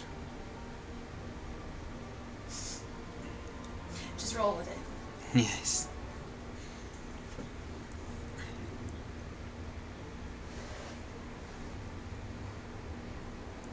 Yeah, there's nothing wrong with like.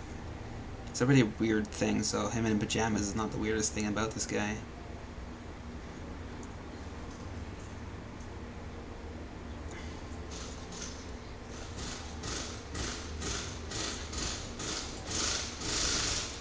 It's a pleasant noise. Yeah, this is when we want the weed whacker to come out.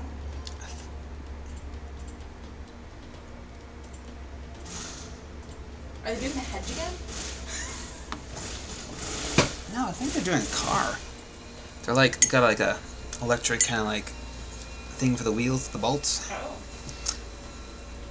You don't actually need those things unless you're doing like a big old truck, or you want to do it really fast.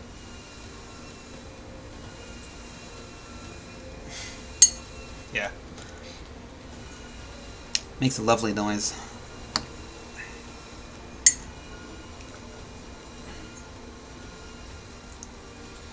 Do some street repairs. Just gonna fix up all the little bleps. If it's a little too thick or thin, I'm just gonna touch that up.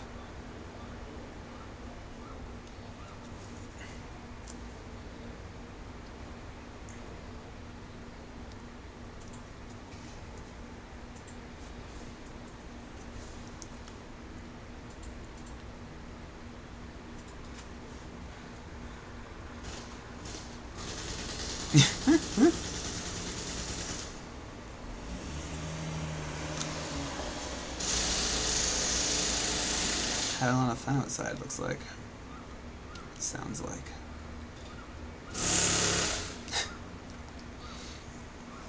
Oh, I should do this guy's collar too. There's a plaid kind of pattern, kind of goes all over it. So, let's do that, I guess, too.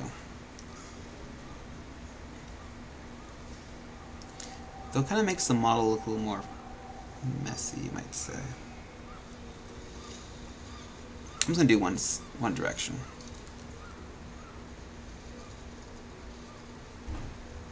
There we go.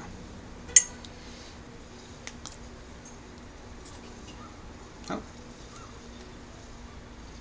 Yeah, it looks like a broomstick, doesn't it? It's a bit. I think it's like a shotgun type weapon, but it's all like alien because like he's got the classic kind of like ray gun. She's got like this sci-fi pistol. She's got like a more classical sniper rifle, and he's got this like shotgun type thing. The really exaggerated front thing. Looks like he's holding the gun backwards, though. I gotta say, there's no like exit parts for the bullets. I'll have to paint that in. But yeah, it looks like he's like holding it backwards, or like it's got like something else, like a like a paddle. And this is definitely not a One Direction band. This is more of a, I don't know what it is, NRA kind of promotional family.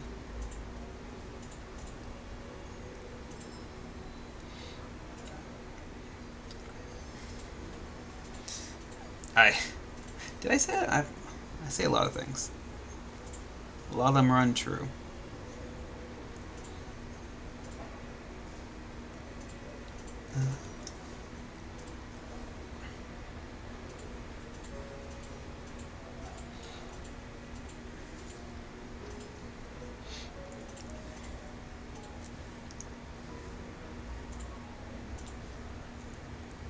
God, this pattern makes it look weird.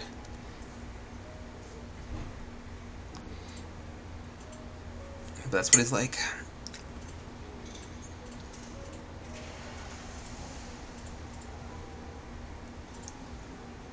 Well, it's supposed to be like two holes in the art. There's supposed to be like one top and a bottom hole, exact same size.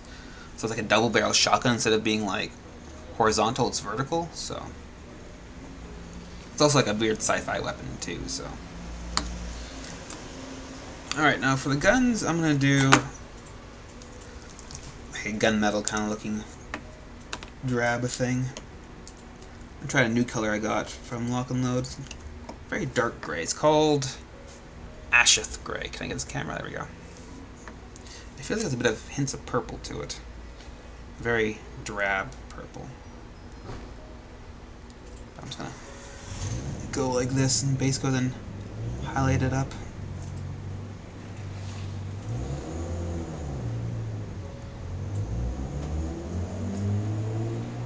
Though the parents have silver weapons, so I'm just gonna just do some silver for that part.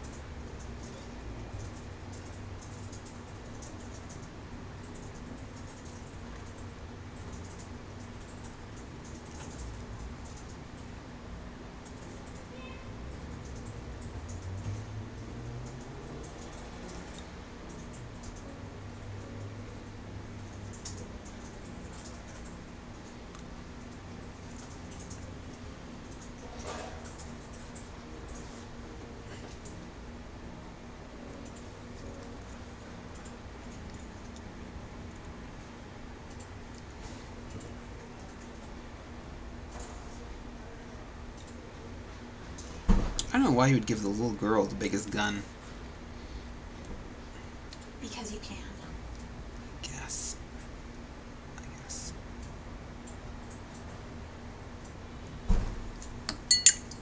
I mean,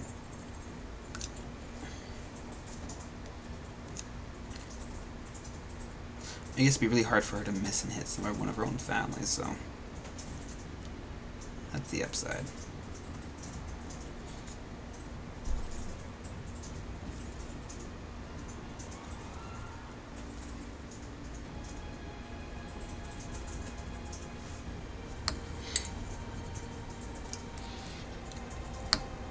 Let's do the guns, all the guns together.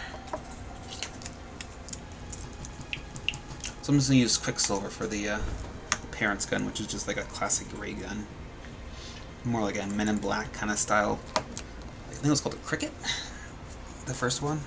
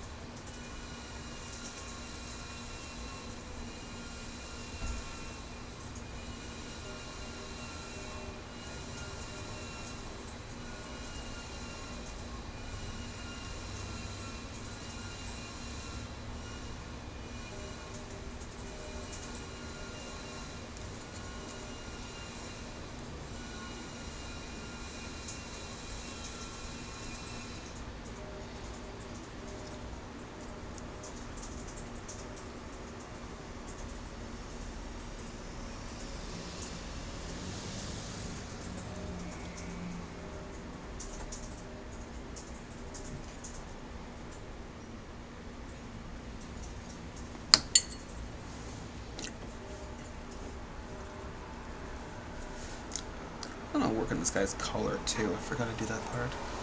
It's also white. So let's see now. There we go.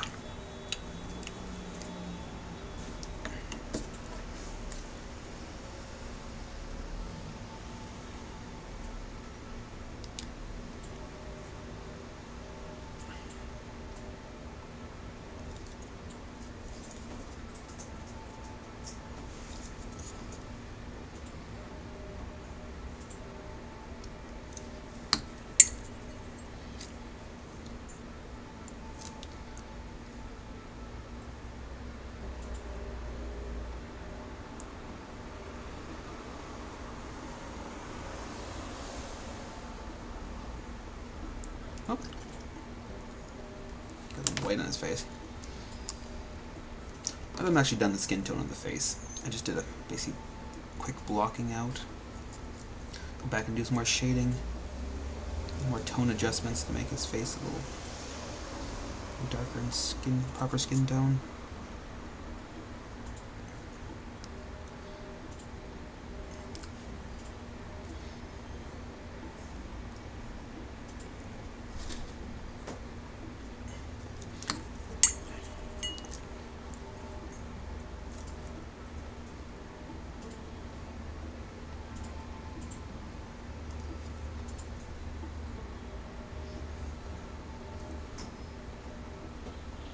Unfortunately, there's a pretty heavy mold line around the guy's collar area, so I don't know if that bow tie's gonna turn out good. Have to pray to the paintbrush gods. Make him up proper.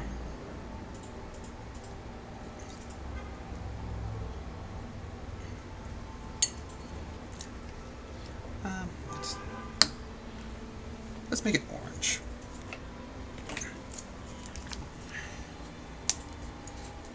Thanks. On the mother. That'd be a nice touch. I think I'm gonna do some pinstripes on the father, but I might say no to that, depending how the rest of it turns out. Especially since it's like so close to the kid in his very textured shirt, so it might be just too much.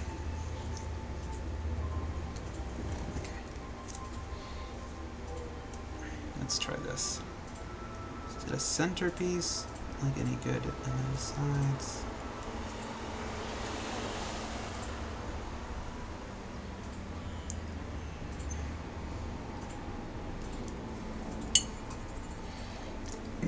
Excuse me. And then I'm just gonna do add some Mannose white. Let's add some little points.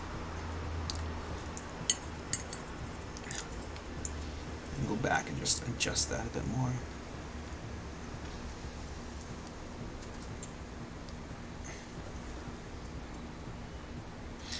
Alright. Maybe it needs a bit of a stronger border so he shows off the there we go. A little better.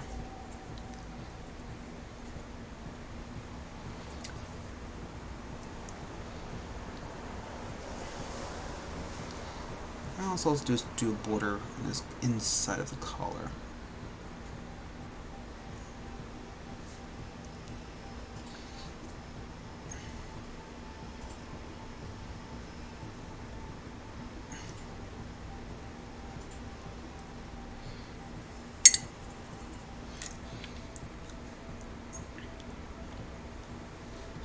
Okay, back to just one more coat on the guns.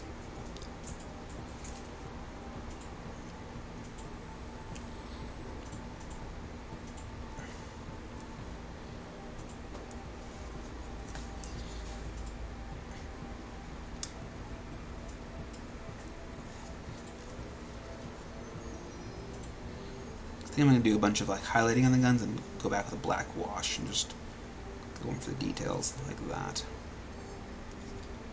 It's probably the fastest way of doing it.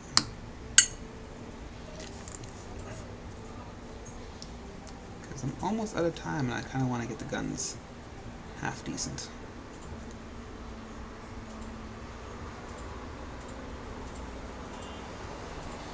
It's actually a rather pleasant gray when you add some white to it. I thought it might be a little too saturated, but a little too purpley, but it's actually quite good.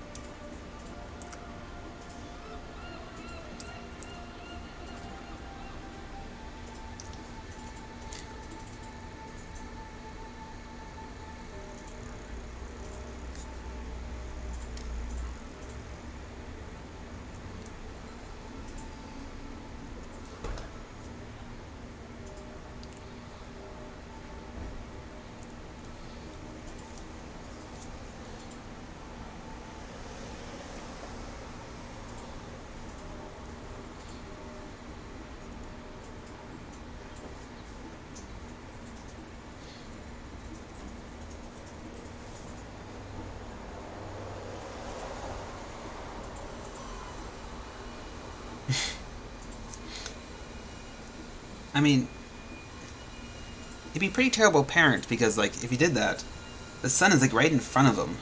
Like, couldn't he stop it or notice it? Like, it'd be a really weird family dynamic if you had to be attached at the hips like this.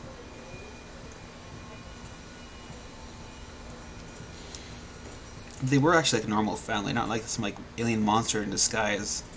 It was actually like an atomic experiment from what the biopic or bio description was like. So, Jesus.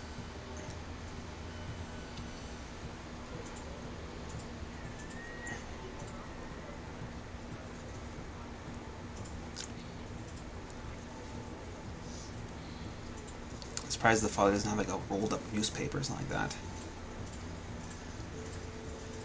Might just be a little too cliche.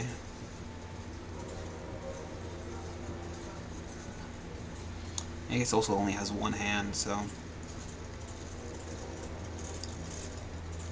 guess you Gotta use it for what counts. Yeah. Protecting your family. Your very well armed family.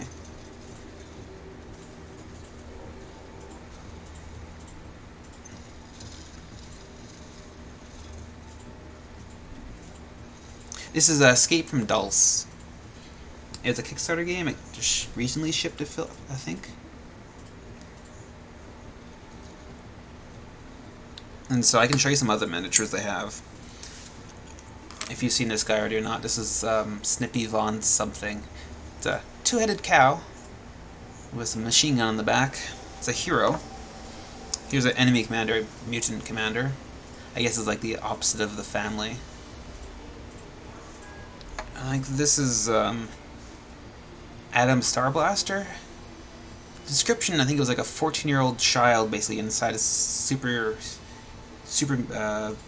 soldier serum basically made them all like reptilian, and it's like half gray alien and half human, I think he is. So he's kind of like a weird mashup. This is another one of the heroes. It's like a gray alien. Very classic, kind of like 50s sci-fi.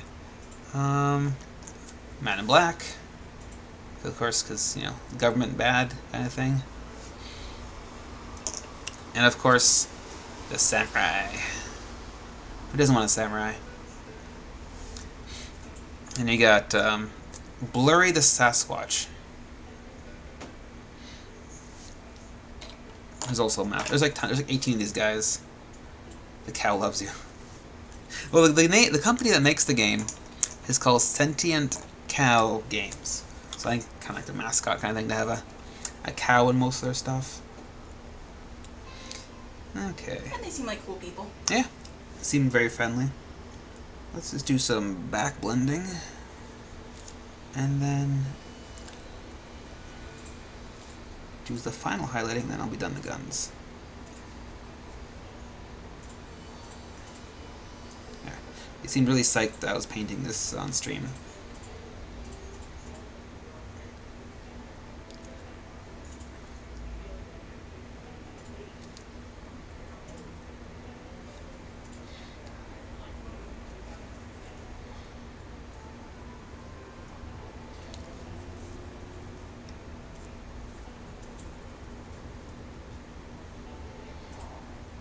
Alright, let's do some very small touches of almost pure white.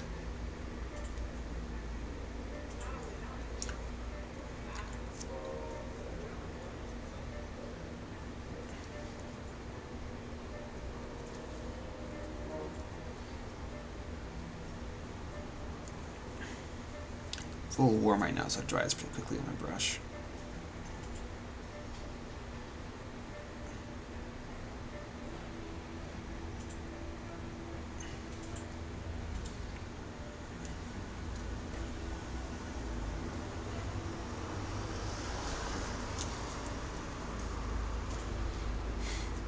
Cow and co-op, yes.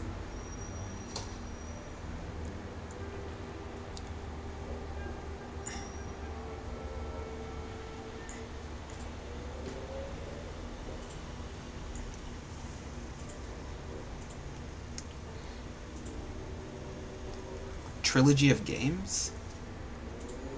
What does that mean? Is it like a... It's like a 3-in-1 kind of game, or is it... No, I think there's like a trilogy of these coming. Oh, okay. So it's like the first part or the last part or something?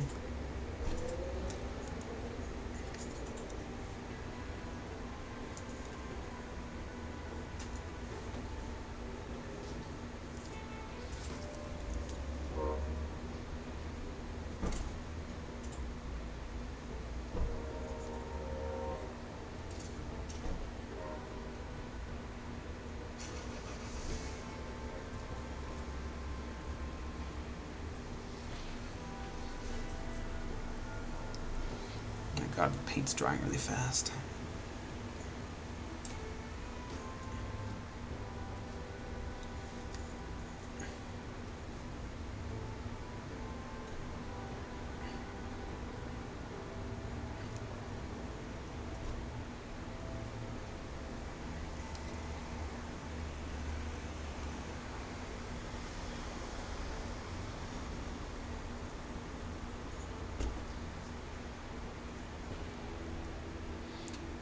Okay.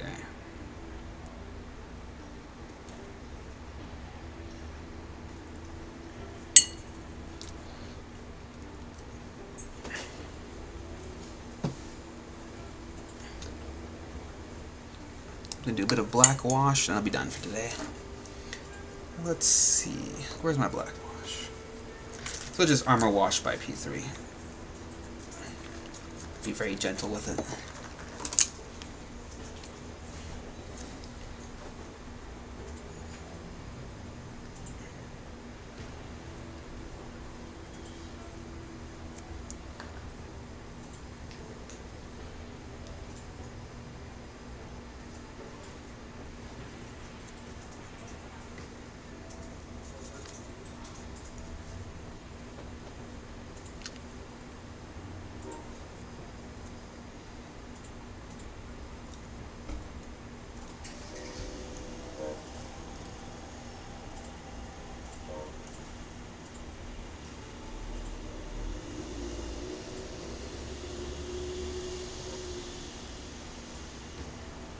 Alright.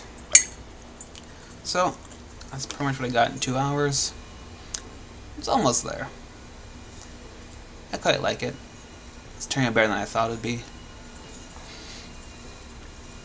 was much easier to paint than I thought it was going to be because it's 4 different humans on one base. They don't really block each other too much, which is fine. Alright. Thanks so much for watching, and a little change of pace this week. We are doing Friday, not Thursday, for the next one. Well, we always do Friday. It's Sunday. Yeah, so we're replacing Thursday with Sunday this week. Alright. Thanks, Cord. Hopefully see you on Friday. We'll be working on Avatar for the Combined Army. It's the Infinity game. He's a big guy. I'll be base coating him a lot with airbrush before I get him on stream, and I'll just doing all the details and basically touch-ups on stream. He's a big guy though, so a lot of work to do, a lot of glow effects. He'll be based off of the Protoss kind of color scheme, if you guys like that, off of StarCraft. Alright. Thanks so much for watching. Alright. Alright. Bye now.